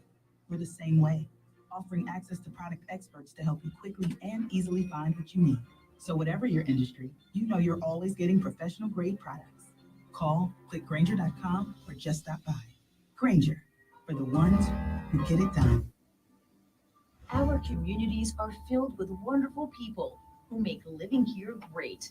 At Home Trust Bank, we're proud of that. And that's why we focus on helping homeowners prepare for what's next. Our local mortgage bankers have the experience you need and exceptional personal service you'll appreciate. Home Trust Bank is ready to help make a house your home. When it's time to buy, visit your local Home Trust branch or go to htb.com/mortgage. Willie Nelson and family are on the road again, live in concert. On the road again. With Bobby Weir and Wolf Bros, featuring the Wolf Pack. Esau holds a blessing.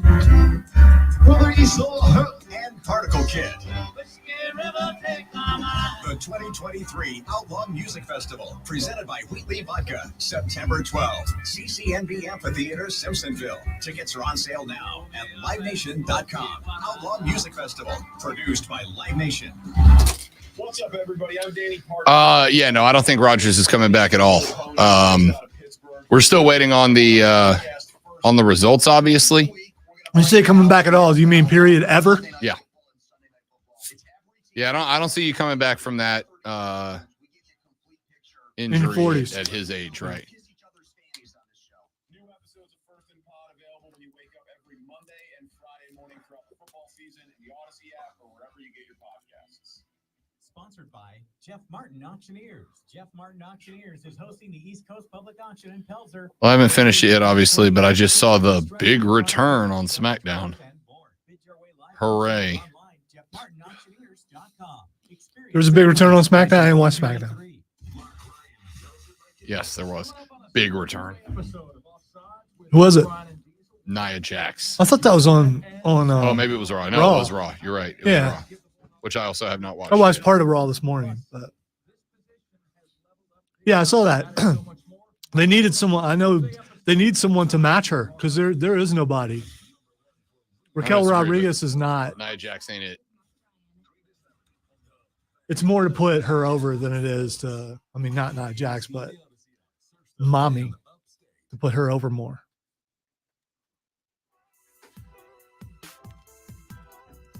Did you get the intro? No worries if not. No, I thought you were playing it. Oh yeah.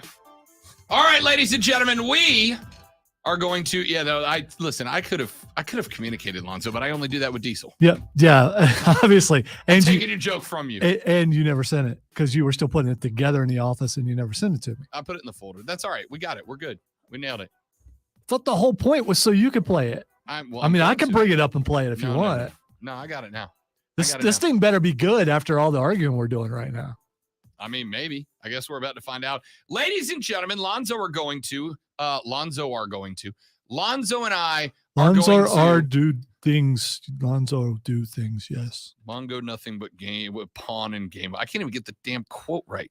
Lonzo and I are going to introduce to you Lonzo want more beans. a new segment that I'm going to play the intro for, and then Lonzo's going to play a bed for, and then we're going to do the segment over it.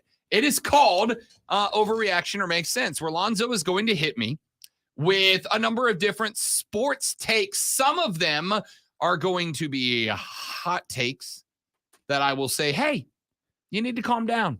That's a hot take. That's an overreaction. Or I will say, actually, that makes a whole lot of sense, and we will do that segment now. I think you're overreacting. Let's all calm down. This is a huge deal. I think you're overreacting a little bit. I am not overreacting. Remain calm, everyone. This is a big deal. That's an overreaction. Everybody calm down. Look how calm I am. That was an overreaction. Look, let's all just calm down. This is not a big deal. See, now I just need a deep voice announcer guy tag on the beginning end or end of that. I don't think you always need that. No? I think because if you have it so much, then when you don't, that makes it stand out more that you don't have it. Management might disagree with that, but I'm just giving you my opinion on that. True. All right, so Rocky, start there, but the intro, excellent. Sorry for making it up this morning. I mean, I spent so much time yesterday. I don't know if it's award winning, but we'll see. We'll see. I made a TikTok video yesterday, so I was kind of busy with that. Who are you? I He know. lets the hair grow out, and now he's making TikTok videos. I'm a digital content creator, Lonzo. This I is- made a video. It's got graphics on it and everything. I'll show it during the break. We'll see if you like it. This is really why he was. Actually, you know what? Join us on the stream, facebook.com/fanupstate, twitter.com/thefanupstate, on There you go. YouTube by searching the Fan Upstate, or on Twitch by searching the Rob Brown Show. I'll play that video on the stream during the break, and we'll see how you feel about it. Wow, something to look forward to because the show continues during breaks. Yep, so, sure and you does. can be a part of it if you tune into So you all gotta- those different things. You got to play that bed now, though. Or I can just restart this. I'll just have to do it every now and then. It's fine. So we'll get together after the show And I- actually figure out how this is going to work. Well, in my defense, someone took my computer for over an hour yesterday, so I couldn't. He was Red Skull Captain America yesterday. Yeah, he was. Hydra Captain America. Today, right away, we'll put some extra stuff in there and make sure everything's good. I dig it. Okay, all right. So here we go. What's the name of the segment again? Overreaction or makes sense. Okay, the first one we have is Aaron Rodgers will return next season and lead the Jets to the Super Bowl. I'm going to go overreaction. It is an overreaction because of two reasons. Number one, the likelihood that Aaron Rodgers returns from this injury at his age is not very good. This is an injury that happens to a lot of people when they are younger, and it takes time to get back. Aaron Rodgers is well on the wrong side of 40. And then B, to get to the Super Bowl, one of the problems they're going to have is that while they do have a core of young guys right now, guys like Garrett, guys like Brees that showed up and showed out last night, we don't know how many of the veteran core are still going to be around next year. They may have to rebuild a good chunk of the Jets team next year, which means that Rodgers will not have to go through a full year of being out, an entire offseason of rehab, and then connect with a group of guys who are twice as young as him. That's an overreaction. All right, the next one is the Cowboys. Them Cowboys, Then they're Cowboys. they back. Yeehaw! I'm going to go, it actually, as much as I hate it and as much as I don't want to say it makes sense, it actually makes sense. So this is like a really huge deal. I forgot I had sound bites for this too. I'll just stick with this. We'll let the bed die. I'll just stick with the sound bites now. Anyway, I'm gonna say it makes sense. It was one game, and you don't want to overdo it for one game. You don't want to like lose your mind over one game. But that defense looked absolutely incredible. Here's the problem: the offense still looked like a Dak Prescott led offense, right? The offense still looked like Dak's in charge, and unfortunately, I can't trust it. But that defense was sweltering. That defense was everywhere. That defense was all over the field. I think that defense could end up being the best in football, and a good defense will win a lot of games for you. I'm not ready to say they are back as far as, NFC favorites, but Dallas v. San Francisco would be fun. All right, let's stick with someone else who wears a cowboy hat. Deion Sanders in Colorado will win the national championship this year. That is a massive overreaction. A sincere, ridiculous overreaction. But here's why that one's interesting. Because something like, I read it the other day at some of the books, like 8% of national championship bets since Saturday that have been placed on the Buffaloes. 8%. Do you understand what that means? That means if you go to any given casino and you ask the next 10 people who's going to win the Natty, at least one of them saying Colorado. Yo, they beat a TCU team that is not the same TCU team. And they beat a Nebraska team that has Matt Rule at the helm, a guy that everywhere he's gone has won at most 2 games in his first year. It's year 2. If Colorado beats Nebraska next year, I will be more impressed than doing it this year. Look, They're fun to watch. I'd be lying to your face if I didn't tell you I didn't have a great time watching that offense the last 2 weeks. But Colorado to win the Natty, you need to calm down. That's an overreaction. All right. The Tampa Bay Buccaneers, not the Atlanta Falcons, not the New Orleans Saints, not the Carolina Panthers, but the Tampa Bay Buccaneers will dominate and win the NFC South this year. So you spiced it up with a little bit of an adjective there that kind of gave me pause. Because when you say dominate, but if you were to just leave it at win, So this is like a really huge deal. then I would say you're probably in a good spot. By the way, if you can tell me what you in the stream, you can tell me what movie that second clip comes from. So this is like a really huge deal. I'll be very impressed. After all your praise from Taylor Swift today, everyone sounds like Taylor Swift to me. Well, that is Taylor Swift. Imagine Okay. that. So If anything gets us flagged during this segment, it will be that. that is less than 5 seconds. We're legally allowed to do it. Yeah, but is it cumulative? We've learned about cumulative in the question. last couple of Good weeks. question. Yeah. I am going to say that this actually, as much as I hate it, does make sense. And here's why. They won 20-17. Wait. Biker! Sorry. This is like a really huge deal. Haven't been able to do that in a while. 21 of 34, $173, 2 touchdowns, no interceptions, sacked just one time in that game. Texter guessed it's from Clueless. That is not correct. A great guess, but not correct. Here's Is that why Alicia Silverstone? in Clueless, but that is not the movie it came from. Okay. But all right. yes. Batman this- and Robin. Also, Alicia Silverstone. So that girl, still not the right movie. Batgirl. See This what- makes see sense, what- and here's why. Mike Evans and Chris Godwin combined for 11 snags for 117 combined yards in this one, and 1 touchdown. It went to Evans. I'm going to tell you right now, what blew me away about this game was that Evans and Godwin also had like 2 drops apiece, right? And at least one of those could have been touchdowns. It was a nail biter of a game that the Bucs won 2017. The most, and I mean this, the most impressive win of the entire NFC South in week 1. It was the most impressive week 1 win in the division, was over a Minnesota team that is expected to be a playoff participant, right? So this is actually I'm going to say this actually makes sense, because if Godwin and Evans really get on chemistry with Baker, and I don't need Baker to be a 300 yards a game guy, right? If they can get on chemistry together, Bate can be a 225 and 3 touchdowns a game kind of guy. He had 2 in this one. They can play. I told you when Bate got there that So this is like a really huge deal. because the dude has been screwed everywhere he goes, and now he's got the best receiver core he has ever played with, and I include Carolina. Tampa can win this division. I didn't say that until literally Sunday night. Give me another one.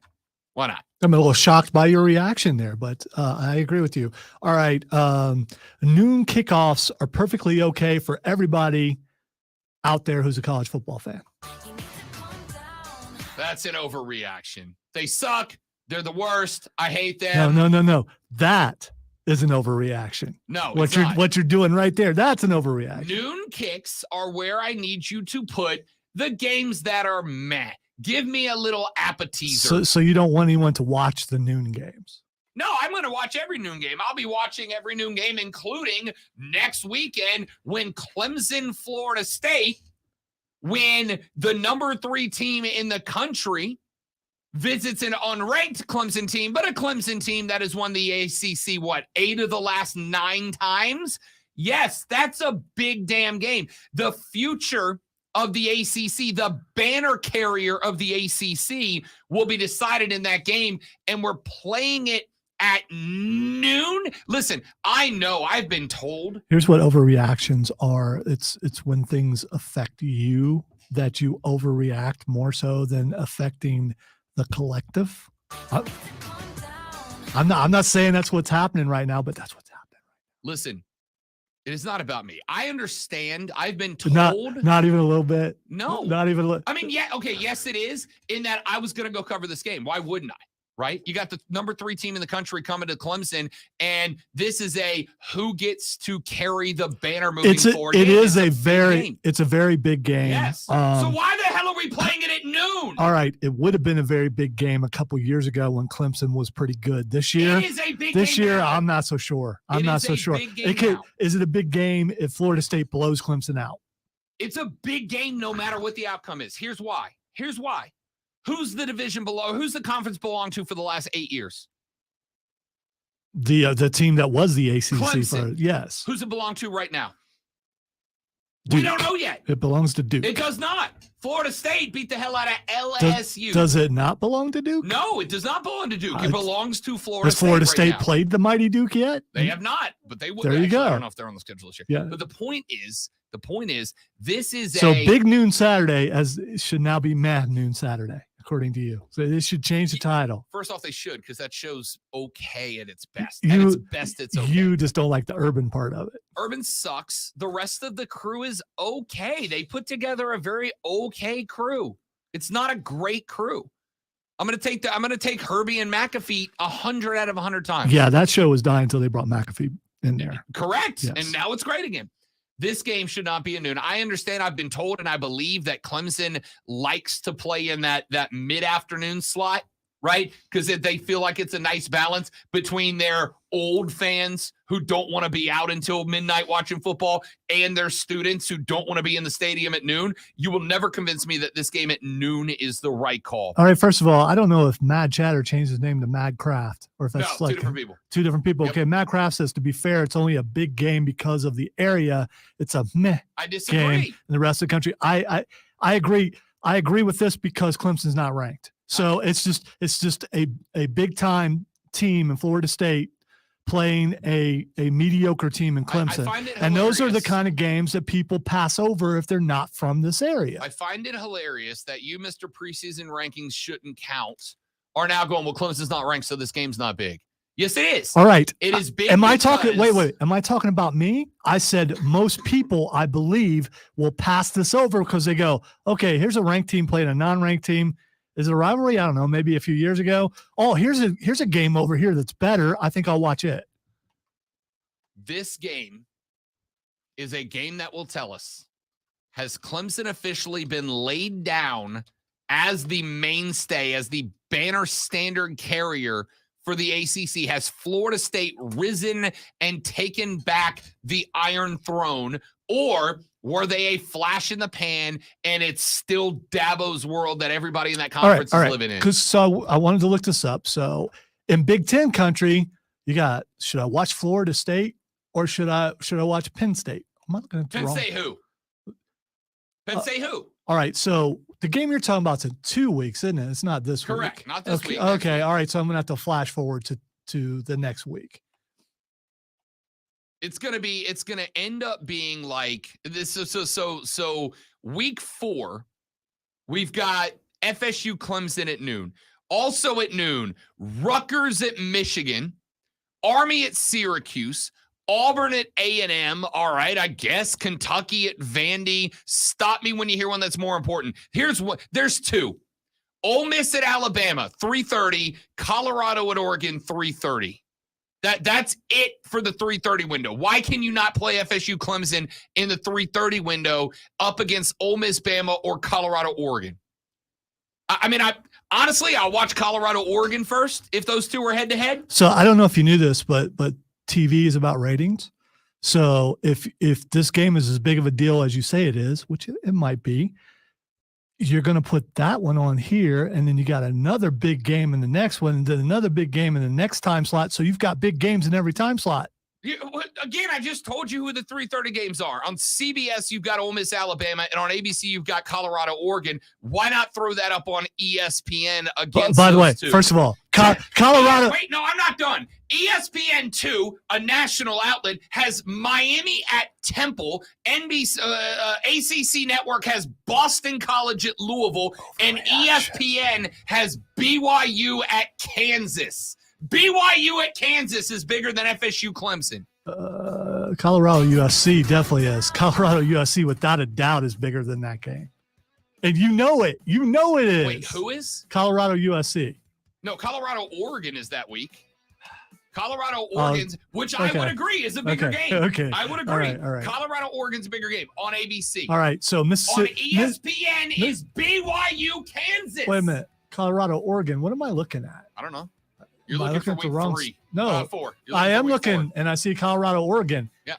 At 3:30. Yep. Yeah, I'd rather see that than Florida State. Clemson. I agree. We need to take a break. That's why that's not at noon. That's because it would go up against that game, and you're not going to get as many ratings. We really need to take a break. We really do need to take a break. Back after this on the Rob Brown Show on the Fan Upstate.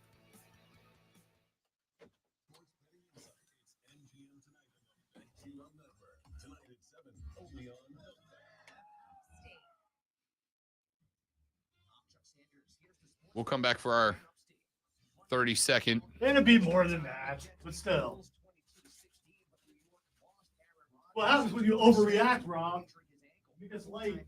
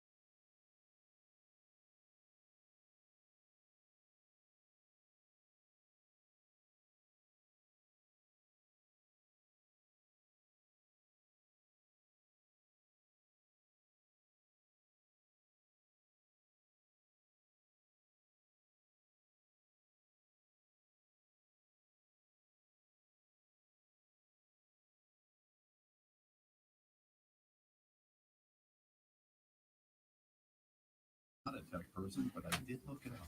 Without this certification, how can you be sure a company can protect your information? It's not like here on the radio where all you need to do. All right, let me pull that. I'll pull that TikTok since you asked for it. So now you won't know my date of birth. Won't be able to hear it though. Can you? No, can't send it out over just If utility. I do, it will. I'm guessing it will echo. Mm. It might. Oh wait, yeah. I'm glad you said that because I needed to turn that down. Yeah. Well, we'll see. Do it. Let's see what happens. Oh, I gotta find it. Hang on. Where'd I put it? I tweeted a lot last night. Here it is. Is in the books, and it's time for overreactions, y'all. I made a jingle. All right, let me share it. Glad you threw y'all in there because it's Wait, I put graphics and everything. You ready? Here we go. Let me throw it on the screen.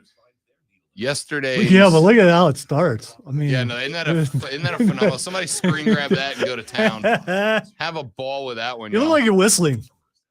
Have a ball with that. All right, here you go. Week 2 of college football is in the books, and it's time for overreactions, y'all. We've been hearing it for years, and after a beatdown of Alabama, the question is Texas back? Well, I don't know. Let's check the old is Texas back-o-meter.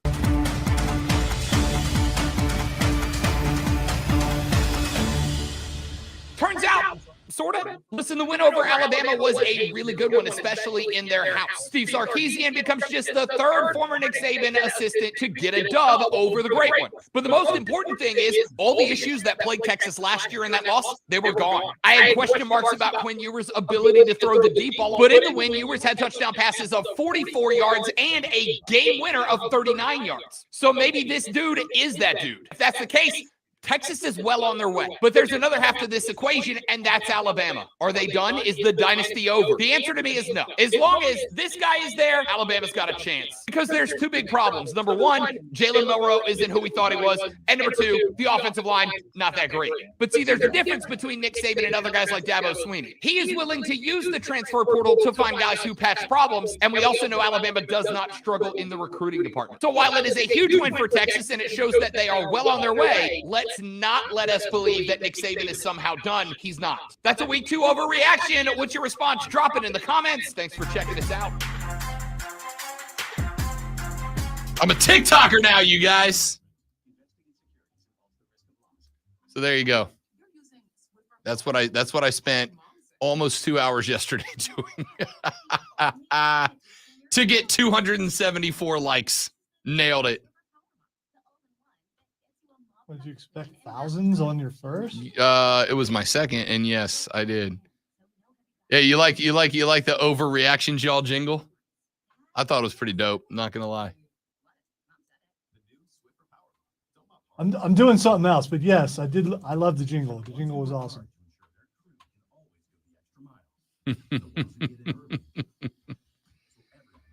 I did also post it on Twitter and Facebook, so if you want to go check it out and watch it again, of course, who doesn't? You're more than welcome to. Play it on a constant loop. Work. Please do, because I need the views. Let's see how many views it's on now, because that's what I care about now, you guys. I care about views now. Wow, Because I'm a TikToker. Selling management or something. That's gross. I hate it. Yep. Turn that off. Go to my profile. Oh, I got 3 more during the show. I'm at 250. One of those was that one.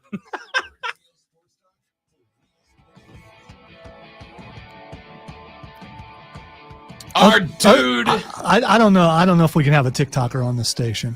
Too late, buddy. I don't know I'm if we a can do TikToker that. now. That's. I I'm a mean, digital content creator at heart now. is there an age where you should not start TikToking? I mean, you did a great job, but I mean, I did a great job. Yeah, I don't know. It's also on Twitter and Facebook, so it's really digital content creator. Diddy said that game should be a primetime game. It's ridiculous to put it at noon. FSU and Clemson are the biggest brands in the ACC, and this is the chance for FSU to show if they've taken over the conference. Yes. Yeah, Yes. I get what you're saying, but the ACC isn't that big everywhere else.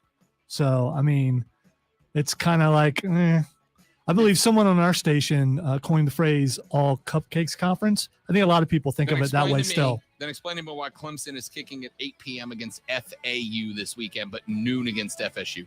It's not on Clemson, although they do have some input. This is a travesty. It's a war crime. It's disgusting. I don't know if I'd go That's that what it far. is. Hour number 3 starts next on the Rob Brown Show in the Fan Upstate. A war crime? Really? Maybe a little dramatic, but drama's what we do. I thought fun's what we do. Okay, if we do I drama. do that too. I've had drama elsewhere. I don't need drama here.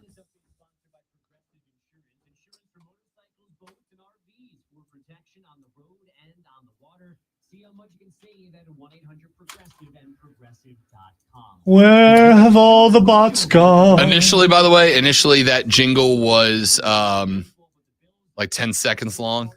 It's like, overreactions, y'all. Buy it now. But I had to cut it down to get under 90 seconds. It hurt my feelings. Wow. So you had to cut yourself. I had to get cut it, myself. yeah. I had to cut so much of myself. I do What I have- need is somebody else to video edit, because it sucks editing yourself, because you're like, everything I say is important.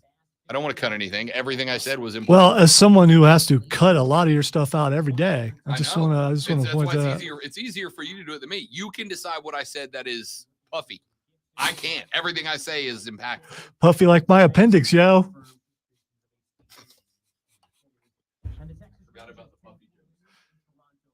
Be right back, stream.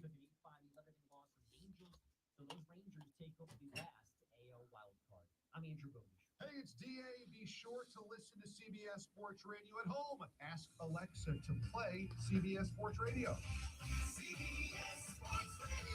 At Fisher Investments, our clients know we have their backs. How do your clients know that? Because Fisher Investments is a fiduciary, the highest standard for a financial advisor. It means we're there for our clients and always put their interests first. So wait, you do it because you have to? No, we do it because it's the right thing to do. Our clients trust us with their retirement savings, and we know how important that responsibility is. So we take the time to really get to know them. Diddy, I don't know if you just listen on stream, but you got to quit defending Clemson He's so much. listening on the Odyssey app. He tweeted us earlier. Yeah, but he wouldn't be hearing this. So that's the same. You keep telling me that, Stephen, but I don't have his Twitter up, so I don't know. Don't It's, worry. I'll show you the tweet. I'm kind of busy right now. Okay. Gosh. This is the busiest time every hour. The tweet says, if you can't see it, I can't. when you have an oopsie on the air with that face screen grabbed. Excellent work, Steven. Excellent work. Bravo. I don't know. The other show may have oopsie on the air, patented or copywritten or something.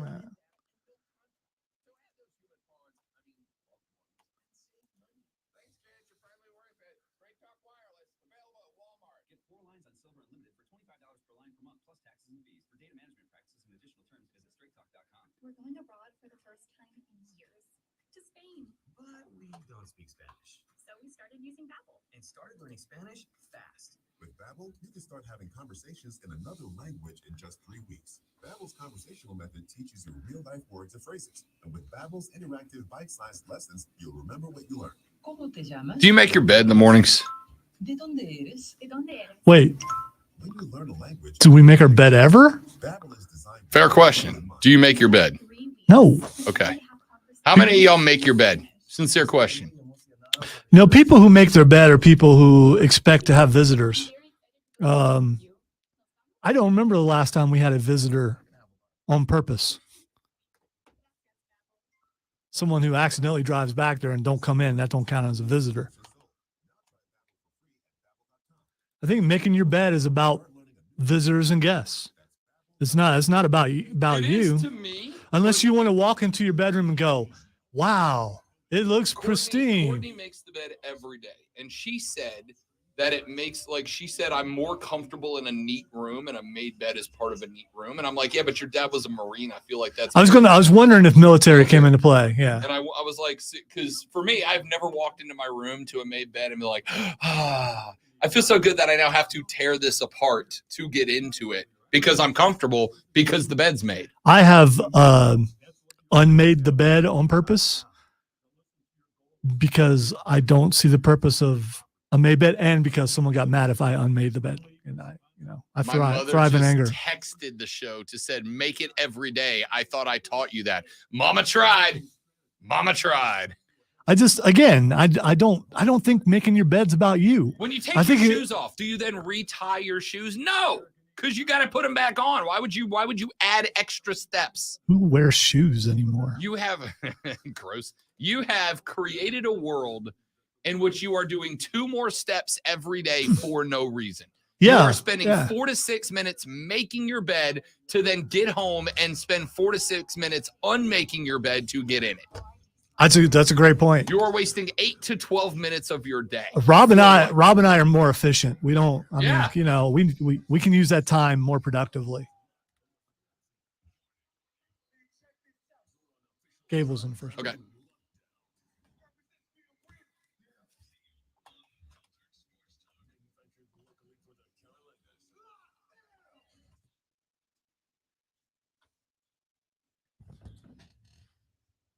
Yeah! Yeah! Yeah! Yeah! Hey man, you need to stop that yelling. Yeah! The third, the final, the best, the money hour of the Rob Brown Show goes now, ladies and gentlemen. This is the Fan Upstate. Welcome back. Good to have you. I am Rob Brown, the great Lonzo, the alpha and the omega of the Fan Upstate. On the other side of the metaphorical glasses, AM, pushing the button, switching the switches, and making us sound as good as we do. So, if you're enjoying the show, Lonzo gets all the credit. If you don't enjoy the show, because it's a great show. All right, we're just having a good time. You know, your sound clip is a little bit heavy to the right. I don't know if you maybe. I'm looking at the wave. I'm looking at the audio. I'm looking at the meters, and your right channel is a little more heavy. I mean, we're in mono anyway, so it doesn't matter. But still, I mean, it just bothers me. I don't know. That one too I is. don't know if, To the is it? I Is don't it know like panning? I don't quite know how to answer that, to be honest.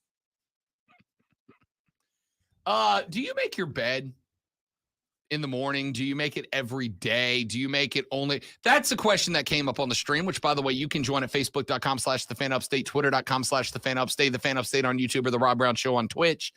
Not only during the break did I debut yesterday's Rob Brown content creation, a TikTok video that had little graphics that popped up on the screen and everything. I felt like a real Gen Wire there for a minute. Everybody says millennials, but millennials we're in our 30s and 40s now. All right. The millennials are not the TikTokers, y'all. Stop using that word. You don't know what it means. But the question came up during the break. I think TikTokers do have a certain connotation to it, a certain a stereotype. And if it you ain't think- millennials. Well, It's not. We are in our 40s. TikTokers are not millennials. We're old now. TikTokers hate, millennials hate TikTokers because y'all keep trying to make videos in public where people are walking in. All right.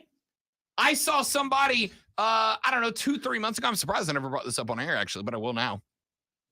I saw somebody at the Haywood Mall about 2 months ago, Lonzo, filming a TikTok on the escalator. you might be too old to be at the mall. I don't know. It's just, the mall's great. The Haywood Mall's great. I love the mall. they've added a few more nerdy shows. Stores. Yeah. You know, Here's the thing. I'm not too old to go to the mall. It's just I go for a different. I don't go to the mall to hang out anymore. I go to the mall because I need something. there you go. You know what I mean? You gotta, Like I go to the mall to get stuff now. So you don't people watch when you go? You can't help it. No, Obviously you people do. watch is still great. Yeah. But when I was sick. You ever made the escalator stop? No. There's a way to do it. I can tell you how. I've been told. Yeah, it's very effective. But I don't want that kind of attention, and I think that's like I like attention. Just to obviously. watch people go, what do I do now? Yeah. Like they don't know how to walk down the stairs. It's great. But anyway, I I don't advise that you do that. That was a hypothetical. I saw a girl go to the bottom of the escalator. She put her phone on one of the escalator stairs, ran back to the bottom, let the phone start going up, and then she started dancing in front of her phone, which was going up on the escalator. But like there were like 6 people who all had to stop and wait for her to finish her dumbass dance. And I'm like, if she does it again, I'm walking over there and I'm going up the escalator. I'll step over her and her phone. I was furious. And that's when I realized I hate TikTokers. Yeah, but wait. Why did that bother you? Why did She held as up someone- multiple people But so dude- she could dance for a video that's going to get 9 views and nobody gives a damn about? You are a TikToker now. That's one of your people. Why Yeah, would I? You know where I film mine? In my bro cave by myself. I even shut the door so my dog wasn't disturbed by me yelling. That's why she's got like 1,000 views and you've got 250. Ugh. So I mean, you know, and the fact that you just went, that's very TikToker. So you are in it. Yeah, No. you are a TikToker now. That is how people react to TikTokers. Anyway, point is my new TikTok video is up. You should Go check it out. Yeah, you should. Where would they find that TikTok video? Ron? Well, actually, if you're not on TikTok, which you should not be, no one should be on that platform. All right. You can go to facebook.com/thefanupstate. It's up there. You can go to Twitter. It's up there at The Rob Brown Show. Basically any social media. It's on my Instagram too, at The Rob Brown Show. Wait, what's going on now? Keegan is posting on TikTok. Are you guys? Keegan's a big TikToker. So you guys feeling older? So you feel like you want to be a part of the younger generation? So you're TikToking now? Is that what it is? My 20-year high school reunion is this weekend. Yes. Yes, Really? I do. Yeah, my 40's coming up. So I am grasping, I am clinging to my youth with every deteriorating bit of strength I have left. So they're talking about doing a cruise for our 40th. I don't want to be on here with a bunch of old people. Why would I go do that? I would go on mine, but only because it's a cruise and cruises are great. That's the only reason. Never been on a cruise. They're great. They're phenomenal. You get on the boat, your responsibility's done for 5 Maybe or 7 I'll days. go on a cruise and TikTok while I'm there. Fastest way to get localized on my business, Alonzo. All right. So I asked the question, do you make, how often do you make your bed? I'm going to be real with you. I don't. Now, that is unless, and Lonzo agreed with this, unless I was having visitors, right? When I live by myself, if I was having a lady friend come to the house, then the bed would get made. But that is only so that I could lie to her as if I am a neat, tidy, and organized person.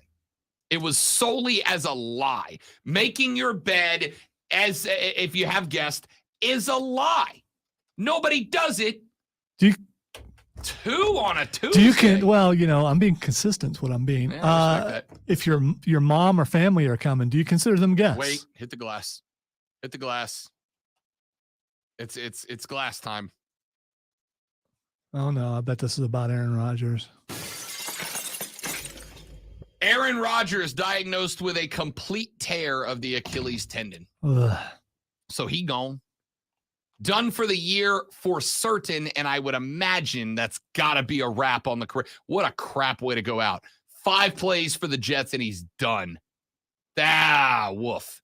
The MRI confirmed the torn Achilles for Aaron Rodgers this season is officially over. So the highlights of Aaron Rodgers' career with the Jets are basically going to be him running on the field with a flag. And that's it. That's the highlights. That's it. It's the whole highlight. So once again, Brett Favre greater than Aaron Rodgers. That's a hell of an effort right there, buddy. Hell of an effort right there. Aaron Rodgers done, and I'm not gonna lie, dude. Like, I was following this story because of the Jets fans, right? Like, I was following the story as a football analyst because I was curious what the Jets football team was going to look like with A-Rod of the football persuasion playing their starting quarterback role. And of course, that's interesting to me. As a football fan.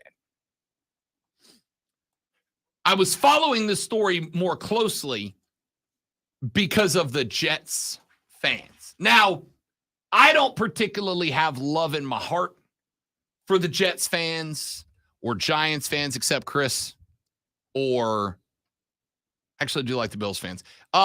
Big city programs, Philly, Chicago. Wait, the Bills have fans? New York. Bills, Yeah. really? There's a whole club of them No. that meets over on Woodruff Road on Really? game day. Haven't seen them today. Yeah. I wonder why. Yeah, they're quiet today, but they do exist. I got love in my heart for a lot of NFL teams. I got none for the big city teams. San Francisco, Chicago, LA, New York, also New I York. don't like them big city teams. I don't, because their fans are jerks, by and large. Not all of them, but by and large, their fans are jerks. Whenever I go to, let's see, I've gone to Atlanta, Tampa, Jacksonville, BOA in Charlotte, Houston, New Orleans, obviously. Where else have I been? I almost went to Foxborough. We missed Foxborough. We decided to go to a Yankee Sox game at I've Fenway been instead of Foxborough. everywhere, man. I've been to a lot of NFL stadiums, and what I can tell you is that almost entirely, the worst NFL fans are in, like, when I say big city, I'm talking about the cities you hear them and you just think big city. New York City, Philadelphia, Chicago, San Francisco. The worst fan, I haven't been to San Francisco, but I have friends who have. And the worst fans are in those cities. Now, partially that is because that's just the attitude of the city, right? Like I cracked up when the lady friend and I went to New York for the first time, because I had told her I had been there in the past when I was a kid, and I remember very clearly. We went to a restaurant with the fam. We went to a restaurant and I asked the waitress for whatever I was drinking, right? And I'm like, ma'am, can I please have a refill of blah, blah, blah? And she just looks at me like I was a lunatic. I was like 8. Looked at me like I was a lunatic. And then later on, I was like, I don't remember if I asked her, my mom asked her, but somebody was like, hey, is everything okay? Like, you're giving us a look. And she's like, yeah, I don't understand why y'all are being so nice. Like, that's just the mindset, right? It's just, it's not part of the culture. So you were suspicious. She was suspicious of odd. you because you were nice. You're up to something. It was odd. Yeah, it was odd. And so the fiance was telling me a story about how a couple of years back, she and her mom went to New York for a weekend, for a Christmas weekend, actually. And she, when stepping off of a curb in Times Square, she slipped and she fell into the street. And she said there were like 9 New Yorkers who all just like rushed over, and one of them stopped the traffic in Times Square, and like the rest of them helped her up and got her back on the sidewalk. They're like, are you good? Yeah, I'm good. All right. And walked off. So it's kind of this thing of nobody's really a jerk. It's just like the whole concept of being polite to strangers isn't there because there's just so many people. If you took a minute to be polite to everyone you met, you'd never get anything done. You know what? I saw that happen, and I see it happen daily on the road when you're polite and letting people out and letting people out and letting people out. Stop it.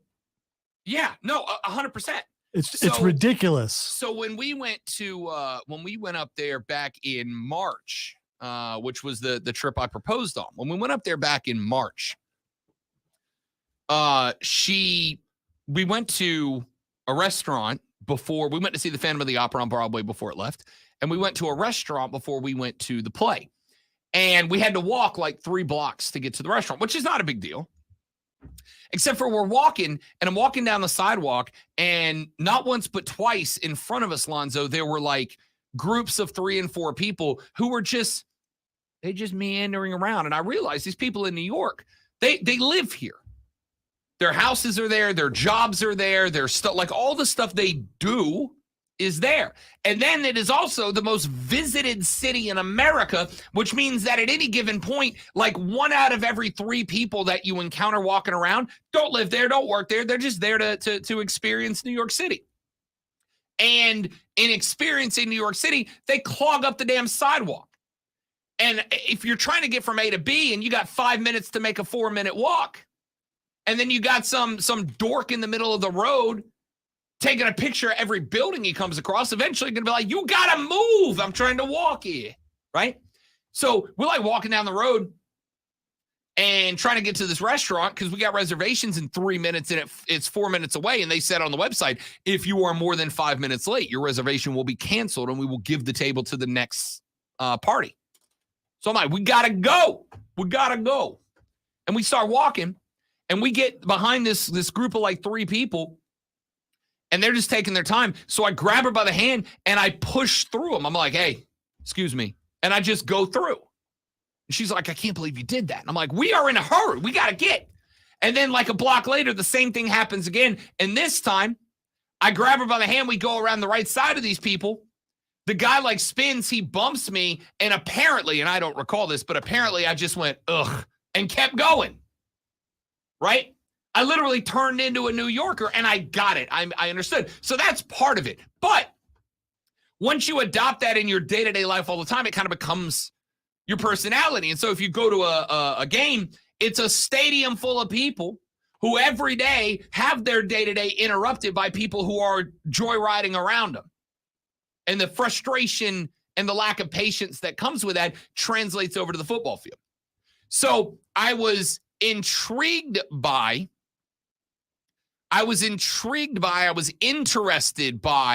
watching the interactions of the Jets fans who for the first time since Vinny Testaverde back in the day felt like, oh, we got a shot. We got Aaron Rodgers, huh? Like we gonna do something. I don't know why every New Yorker talks like that. Just like every Pac-12 fan talks like this, bro. Because you went from Vinny to, I mean, when you think it was Vinny Testaverde. Huh? There you go. The greatest quarterback in Jets history.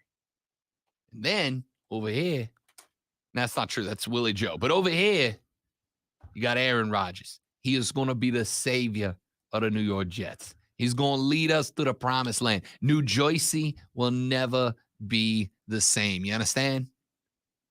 And then he makes it 5 snaps and tears his Achilles. Ruptures the entire Achilles, which is a season-ending injury.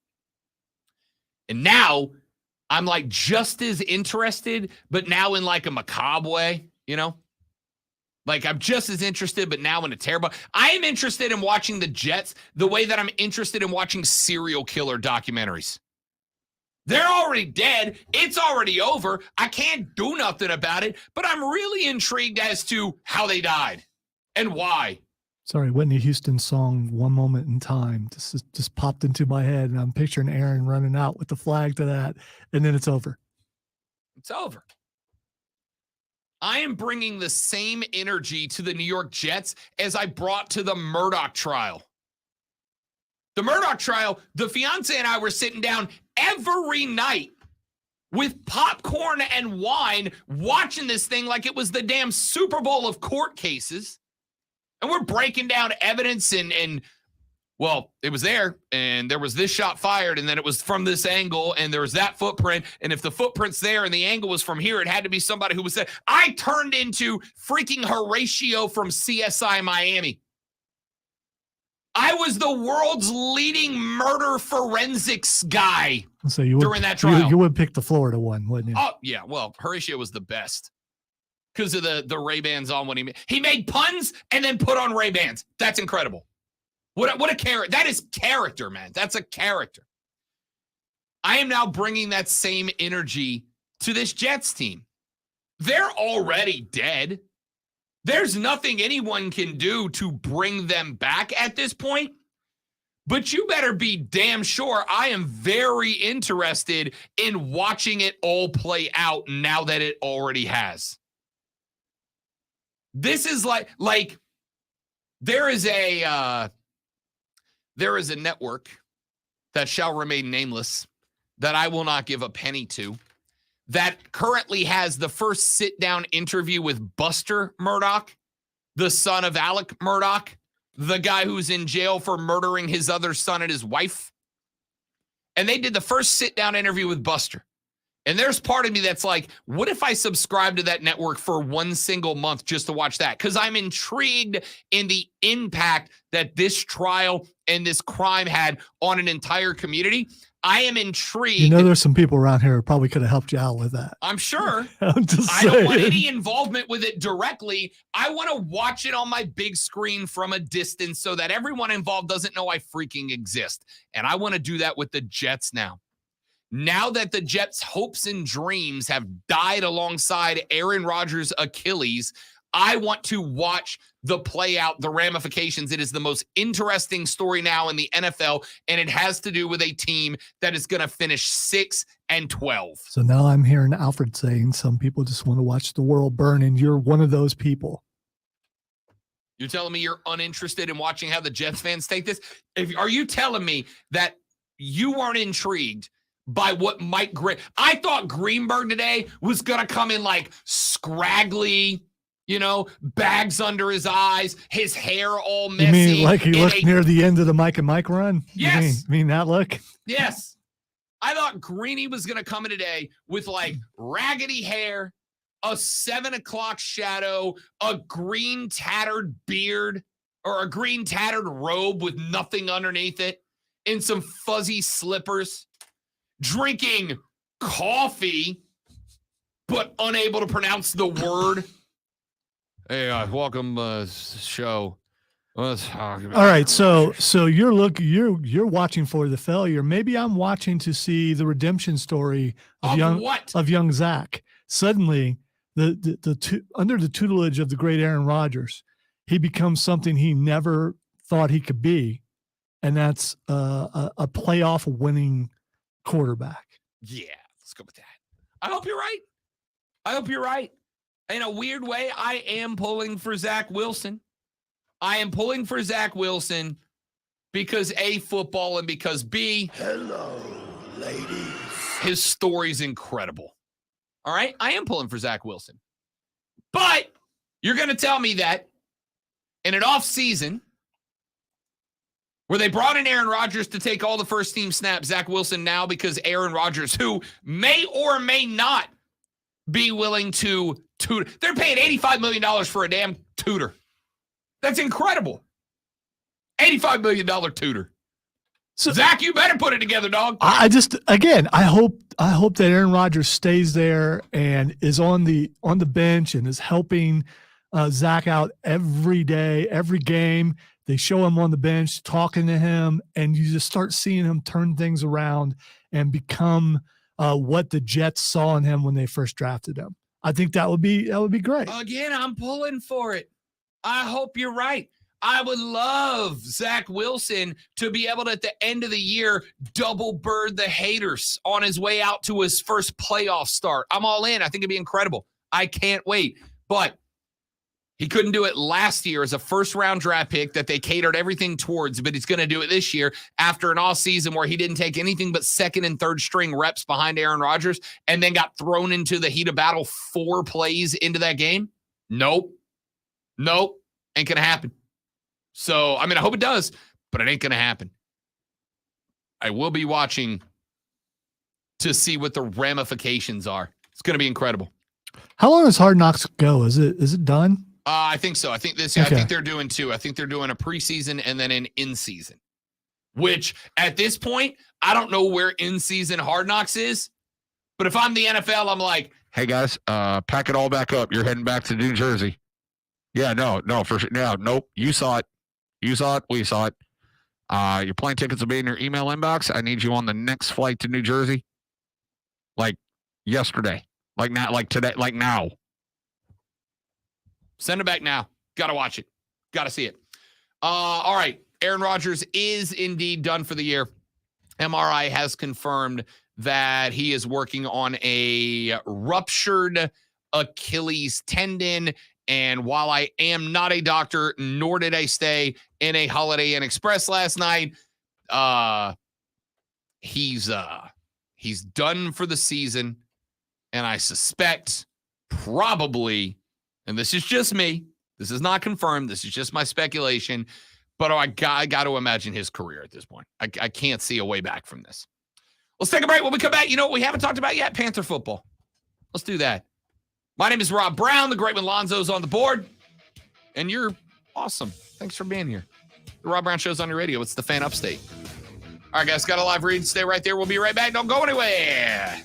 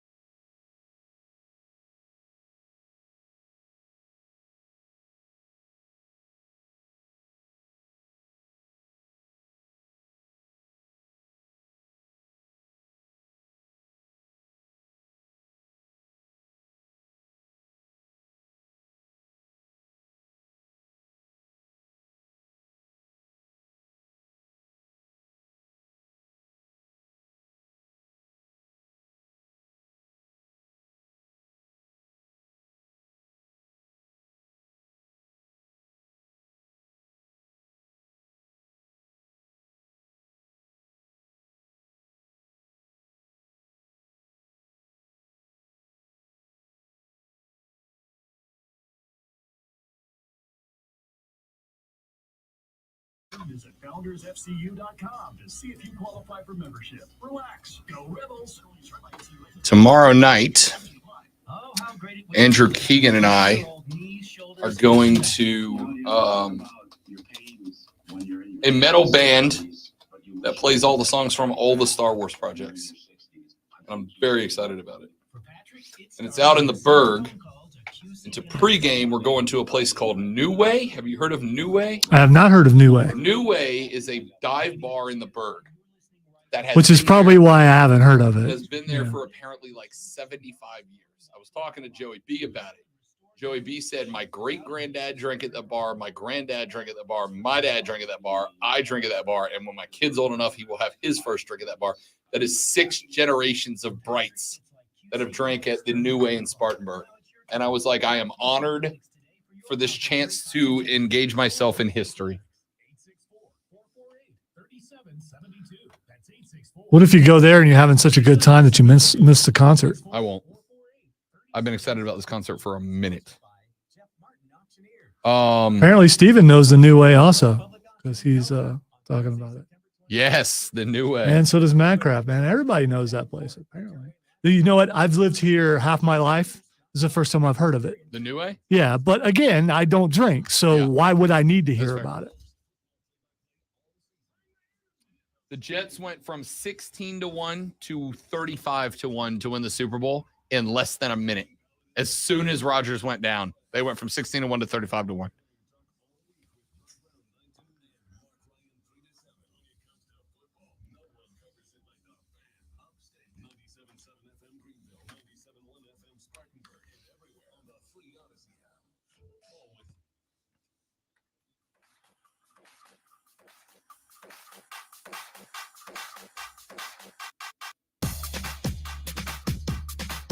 So let's talk Panther football here for just a minute. Coming up on Thursday, we'll be joined by Rashad Beard, host of the Panther Nation podcast. We'll catch up with Shad. Let's start with the performance of one Bryce Young. First off, that dude is not saying short. He's just not. That dude's saying too sweat. It's saying too short. I mean, maybe he thinks he is. Play it one more time. Yeah, he's playing sweat.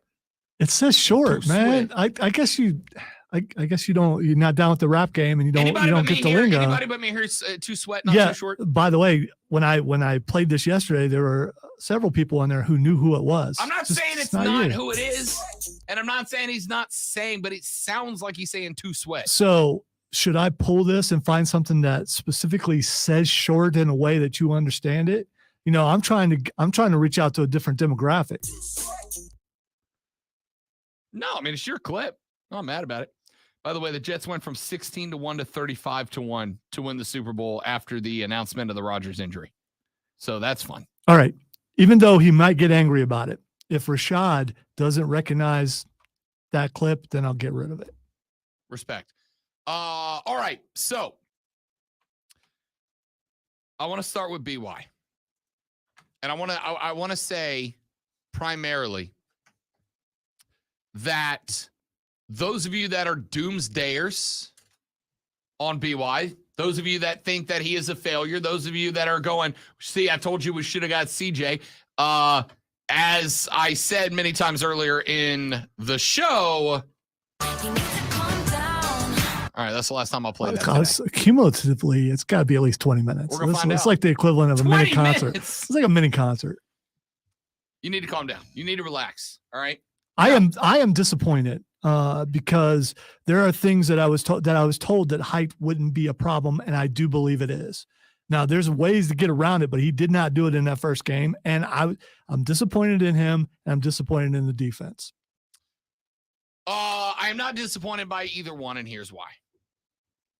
I'm going to start with Bryce Young.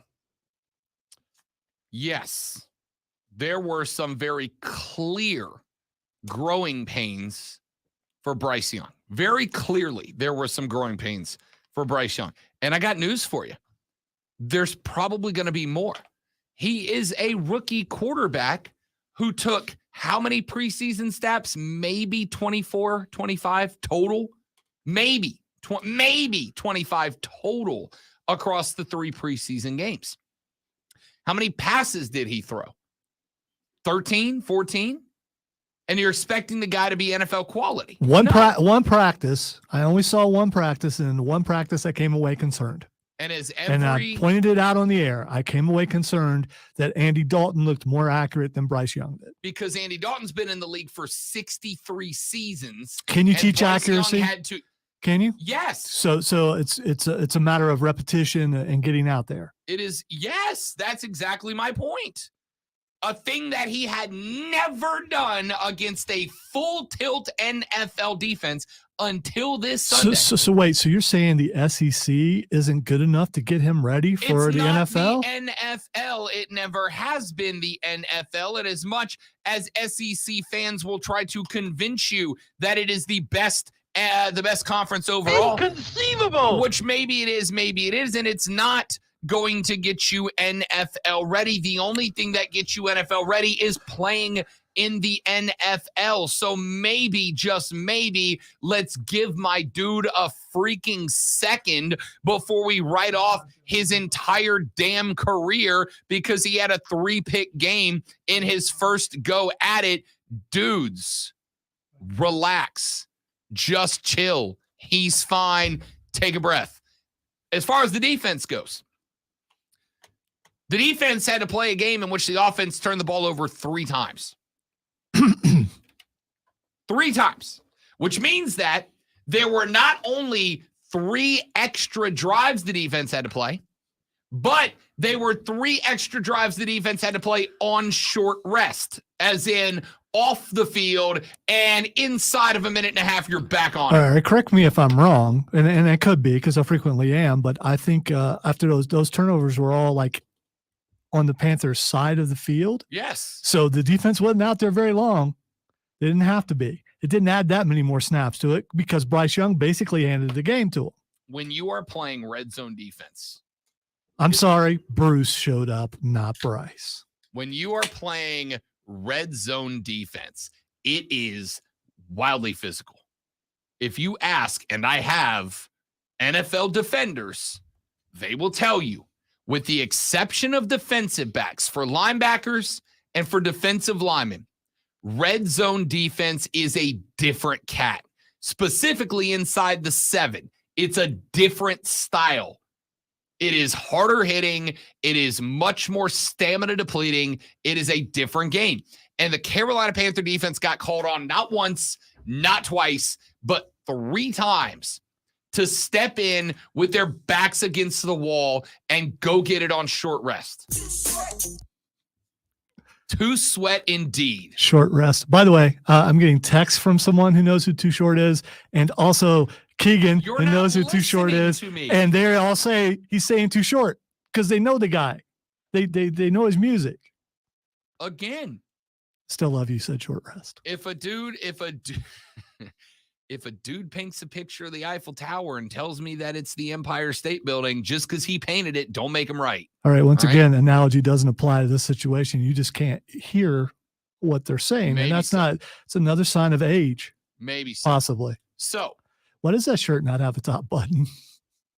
It does. It's just on button because that's what the kids Oh, that was a cool factor. Yeah. Okay, my bad. Next thing, I'm getting a bunch of colored beads like all the MLB guys are wearing now. All right. Yeah. I feel like I'm 100% in a. Won't that damage the jersey though? I'm You don't in the want to very do that. early phases of a midlife crisis. I'm convinced. All right. If I show up to the studio and I've traded the rig in for a Corvette, don't judge me. I'm going through. I don't. Right now. Why would anyone go get a sports car? I mean, that's just Fair enough. ridiculous. Fair enough. Let me rephrase that. I will join you. All right. So I'm intrigued by the Doomsdayers. I did not think that of all people, I would be the one stepping in to defend the Carolina Panthers. I did not think of all people, I would be the one stepping in, telling Cats fans, maybe, just maybe, you should settle down a little bit. Isn't part of being a fan also having the doomsday in you when things go wrong? I think it more proves your fandom if you doomsday right away. because, oh man, it's over. That just shows how much emotional clout that you put into this team. So the doomsdayers are probably the true fans. It is not clout. It is clouded. There's a difference. Your judgment is clouded by your fandom. So if that is you and you want to say that you are the biggest fan, because yes, I will say that the people who are in a panic mode right now are likely bigger Panther fans than I do not make a secret of it. I am not a Panther fan because I'm like, woo, go Cats. Because that's how people do it. Is that what they sound like? they do. You guys should have seen the hand motions that went with that. I am a Panther fan because if Carolina wins, Rob makes more money. And I am a big fan of getting paid more to do more football. Capitalist. Okay? I'm a big fan of getting paid more. So, with all of that being said, you need to calm down. All right? No. You need to calm down. No. And you need to calm down because of the very simple fact that you have a rookie quarterback who was playing in his first NFL game against a true starting ones only NFL and fully healthy Atlanta Falcons defense, who, by the way, are division rival, who, by the way, were at home, who, by the way, also believe that it is now their time. It's not, because, again, Desmond Ridder. If I ask you right now, Lonzo, you get to GM the Panthers, and I will offer you the trade straight up, Desmond Ridder for Bryce Young. You taking it? After one game, still no. I'm still not doing that. Of course you're not. Now after 5 games, I might change my mind. You won't. I hope I don't. Won't. I hope you're right. We will revisit this, but you won't. All right? But you won't. So, with that being said, I think that Bryce is going to be fine. This is not me saying he's going to be in the Pro Bowl. I'm saying he's going to be fine, because here's the thing. While Bryce made 3 bad throws, 2 of them, the picks, were against the exact same defense twice. It was the same guy making the same play on the same route out of the same formation. And the same guy making the mistake throwing the ball. I mean, you can look at it either way. So you've never made a mistake and then immediately made the same mistake? Never happened before? Because it happens to me all the time. You're looking at the height of perfection over here, and you've seen it every single day. I just want to, I want to throw something positive here. If things continue to trend the way they are, Marvin Harrison Jr. is going to be right there near the top next year. For the record, don't hate that at all. I'm just saying. But I promise you, this team is not going to have. Here's how far I'm willing to go. This team will not have a top 4 draft pick. This team will not have a top 5 draft pick. I don't remember if they traded things away to get the number 1 draft pick. This team would not be in a position. I don't think they do. I do think they get their first back this year. I think they traded DJ and some later stuff. I don't think there was a first. Maybe I'm wrong. I have to go back and remember what that trade was. Oh, we got multiple DJs. It's a different one, but still, yeah. Either way, they will not be anywhere close to the top of the board. They also will not have the capital to get there, so they will have to go somewhere else for a wide receiver. Were they smart enough to get some backups in case JC Horn got hurt? Gotta hope so. I hate, dude. That sucks. Yeah, me so too. bad. Me too. I hate it. That sucks so bad, man. They're saying like 4 to 5 games, maybe. So, no idea. The Bears will receive Carolina's first-round selection at number 9, a late second-round pick, a 2024 first-round selection, and 25 second-rounder. So no first-rounder upcoming this year. So never mind. Win all the games, because you're not going to get Marvin Harrison Jr. No, so just go ahead and win. So first off, I do hate it for JC. And for the record, that's another big blow to the defense for that guy to go now. Soft tissue injury, nothing anybody can do about it. And I don't think you can necessarily blame the turf. I think we're kind of at the point where we may just have to start accepting that JC Horn is just, he's just snake bit. It just is what it is. Sucks. Hate it. Dude can be a star, but he's got to be on the field to do it. So don't panic. Dude's going to be fine. Dude's going to be good. And the defense, when they don't turn it over 2 or 3 times in a game, will not be. By the way, Brian Burns, man's game, bro. Spider Burns was good to go. It'd be nice if some other people played the way he did. Derek Brown was getting after it too. DB was a fright up front. All right, let's get a phone call in here before we go to what the X is going on. Who we got, Lonzo? Because I don't have my screen. We have Rick. Rick, welcome back to the show, big dog. Good to have you. I hear what you're saying. I'm a big Carolina Panther fan. I hope they do better. But let me tell you what you do, Rob. I put $500 on the first game. I'm putting $500 on the second game. There is no way they can cover 3 points. Given Carolina in 3 against New Orleans, that is money in the bank. So you're going Carolina -3, or you're going Carolina for the win? Or you're going Saints -3? New Orleans -3. I would give 7. Did you That is watch automatic winner? Rick, did you watch the Saints on Sunday, my guy? Well, let me tell you what. Carolina, I think, I'm a Carolina fan now. They're probably the worst team in the NFL. Oh, no. Rick. Name a worse team, Rob. The Arizona Cardinals are a dumpster fire inside of a bigger dumpster fire. Rick, I love you like a brother, big dog. You're P1 all the way, but that is that. No, I can't go down that path with you, my guy. So you think they will cover the 3 points? No, I'm not saying they will. I'm just saying that's not a game I'm touching because the Saints looked awful in week 1. Rick, we got to run to a break. I appreciate it, buddy. I can't follow you down that. Worst team in the NFL.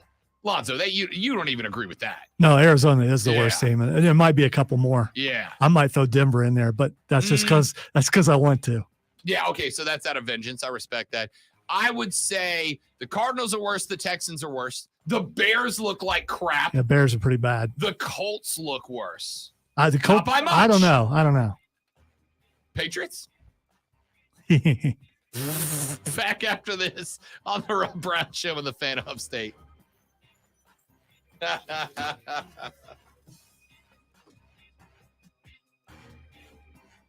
That's still a really cool drop, especially now that he is the longest reigning WWE. The cool one's over here. The one over on the Upstate Pulse where he says he doesn't like me and wants to chop me. He was laughing so hard when I gave him that script to read. It was hysterical. It's funny to have that dude with that like demeanor as a character, and then you get him in that room and you start giving him scripts and he's just laughing like a moron. It was amazing.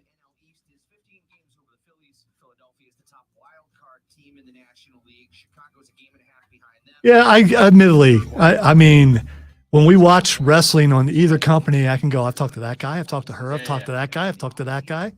And it's something I never thought I'd be able to say. So hopefully I'll be able to say a couple more coming up. Hopefully that'll be cool. We haven't had any repeats. Not that that's a bad thing. No, it's a good thing. It could be either way. Well, because I would absolutely, because we want to talk to as many people as we can. Yeah. But I would also absolutely bring Gunther back.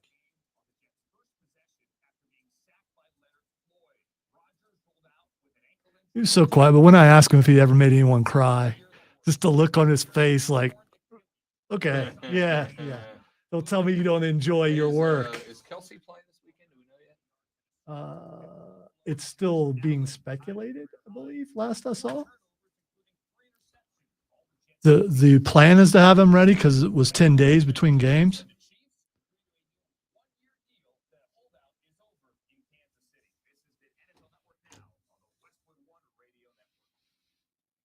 Yeah, Chiefs definitely needed Chris Jones back.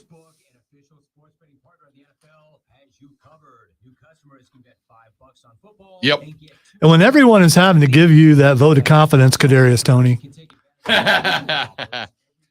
you must have done something really bad, like drop everything that came your way. Yes, because the Chiefs are -3 against the Jags right now. And if Kelsey doesn't play, I'm taking the Jaguars +3. If Kelsey plays, I'm locking in the Do you really believe that Tony's going to drop that many balls again? I just think that's an anomaly. He's getting made fun of a bunch and everything, but he didn't drop balls like that last year. Let's see. Eagles -7 on the Vikings. Not going to touch it.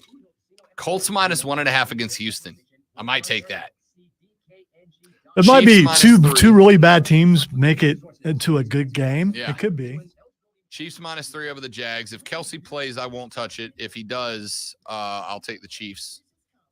If he doesn't play, I'll take the Jags +3. What if he plays and he's just a Packers decoy? -1.5 over Atlanta. I'm taking Green Bay, right? After what they did, they Yeah. made Chicago look silly. Yeah, Jordan Love might actually be a be dude. okay. It's because of the tutelage of Aaron Rodgers, which, of course, Zach Wilson's getting ready to get. So Zach Wilson about to be a Pro Bowler. he might be. After everybody else says, no, I'm not coming. And then finally he's like, yeah, I'll go. How about Tampa being favored over Chicago in the early lines? Giants -5.5 over Arizona. After what happened to them last week. Niners -8 over the Rams. Boys -9 over the Jets. I might jump on that too. Nah, I don't like double digits. Dolphins -2.5 over the Patriots. They got to win by 3. Yeah, I think That's they're a hammer, right? Yeah, I would That's think a hammer. so. By the way, I got killed this weekend when the NFL rolled by. I killed in college. I got killed by the NFL. Did you break even? When I combined college and the NFL, yes. But if I just went NFL, if I was just like, if I only had my NFL bets, I would be done Hi, Joe. gambling this month. That's how bad it went. Including last night, where I had Lonzo another 5. I bet one 5-leg parlay on games that I'm going to sit down and watch. And then it's like, you put down $2 and I can win like 40 back. All right. So it's worth it. If I hit 1, then it carries me for like 10 that I lost. Right. So I put down a 5-leg parlay last night. 4 legs hit. The only leg that did not hit was Aaron Rodgers over 1.5 touchdowns. So I lost that parlay within 3 minutes of that game starting. Infuriating. Well, at least you didn't have to fret about the rest of the game. You already knew that you wasn't getting it. Infuriating. Trying to be positive. I guess. appreciate it. Don't do that.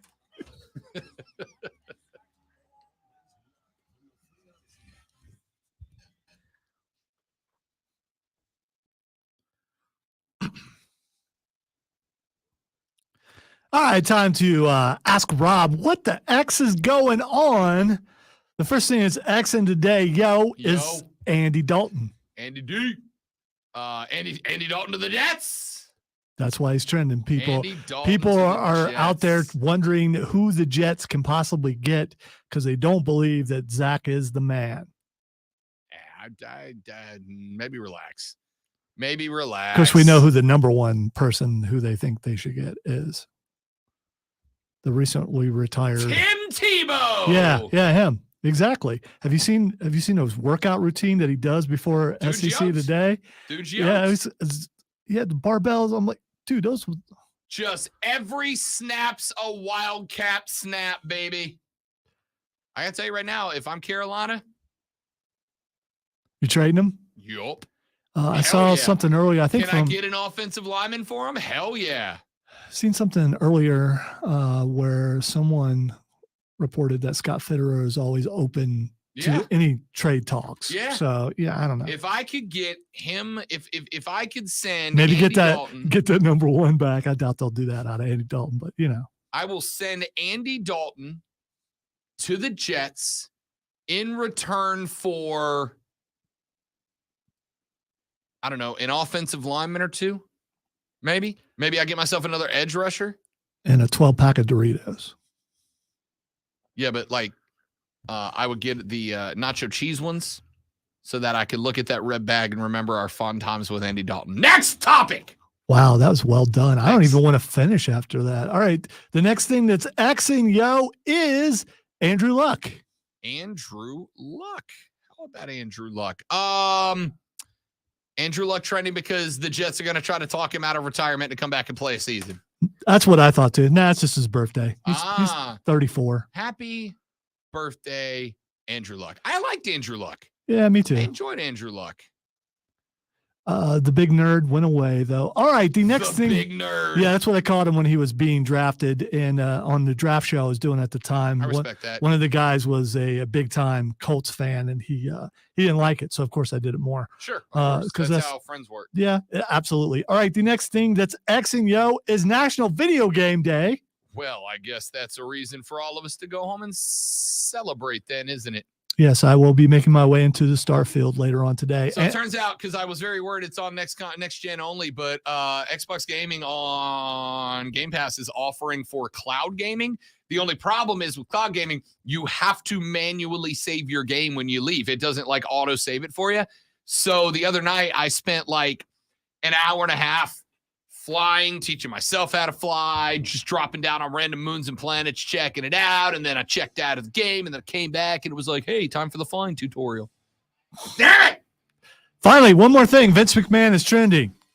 That is because today, ladies and gentlemen, today is the last day that Vincent Kennedy McMahon is in charge. The Endeavor merger has just gone through. Is he going to pardon anybody? I mean, suddenly. I don't know. Never mind. I don't know. It's a wonderful joke, and I appreciate you making it. Ladies and gentlemen, that's it for us. 21-hour break. We're back tomorrow to do it all over again. Hope you have a great rest of your day. Don't drink and drive. I'll punch you in the face. We'll see you back here tomorrow to do it all over again, but better on the Rob Brown Show and the Fan Upstate. Later. Yeah.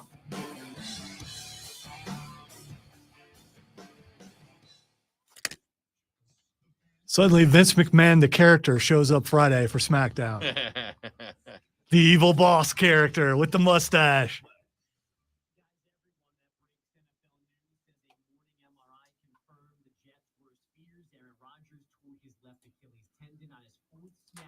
Dun, dun, dun, dun, dun, dun, dun, dun, dun, dun, dun. I spent a good 35 or so minutes talking to the head engineer yesterday about Starfield because, I didn't have access to my computer. And we were talking about several different things, like he was able to get the glitched thing where you can get the best spacesuit in the game by going into the basement. Yeah. Which I could not do. I tried, but I forgot to crouch. So now I got to go back and crouch and try it if they haven't fixed it yet. I've still got to figure out how to chart my way around the galaxy, because I found a group that post all these positions of different things that you can go. One guy posted, he's like, this is like the third most advanced battleship in the game, and it's got the most upgraded weapons in the game, and you can get it by going to this moon and you land here and then you follow this ship and you go there and you can get it. And then I looked at the game and I'm like, I don't know where the hell that is and how to get there. But then he also said, don't go there until you're ready to fight like level 42 enemies. And I'm not that at all. Also, is it just me or are the FPS controls in this game like I'm having to struggle to learn it? Yeah, well, not learn them, to adapt to it. I will tell you, so far, the axe is your friend, because I'm trying all these guns. I'm not doing any damage. It's like, screw it. I'm going to go hit this guy with an axe. And it's like 2 hits and he's dead. Like, all right, I'm a melee guy. Forget it. I'm looking for the best melee weapons in this game and a sniper rifle, which Cameron already has a sniper. I don't know how to get it. I'm going to give me a sniper. I'm going strictly sniper, melee, pirate. Why not? I picked Scoundrel as my. I think we all did. Yeah. That's the thing, because it's high charisma. And, but yeah, I picked Scoundrel and Famous. So I'm a famous thief because, Pick Scoundrel. But the problem is it comes with the pistol adaptation. Yeah. That's your special trait. So I started using the pickle. The pickle. What? Might as well be a pickle for as effective as it is. I started using the pick. I almost did it again. The pistol. To blast through the first place you go, the moon, where you got to go talk to the Crimson whatever pirate captain guy. Yeah. I'll talk to you when you're done doing. No. I said, yeah, because No, I know. I'm telling no, you I'm when to done. finish. Okay. It was that quick. It is a matter of seconds. So. I went to that place, and of course, it is just crawling with the pirates. Yes. So I went to that place and I was getting pretty adept, except for I got very furious because the first place you encounter two of them is in a mess hall. And on the far side, there's like a buffet stand where there's like the counter and then it has like a little raised guard and there's a sneeze guard on it. And I have this laser pistol and the guy's on the other side and I can see his head through the sneeze guard and I'm shooting and I got a laser pistol that won't shoot through a sneeze guard at a buffet. I was like, this is dumb. By the way, you can shoot between, like if there's something stacked, yeah, even if it's like this narrow, you can shoot through it because I was doing it. Yeah. I'll have to work on that. All right, guys and gals, thanks for hanging out with us. Hope you enjoyed it. We'll be back tomorrow. Yeah, have a great day. Thanks. Bye.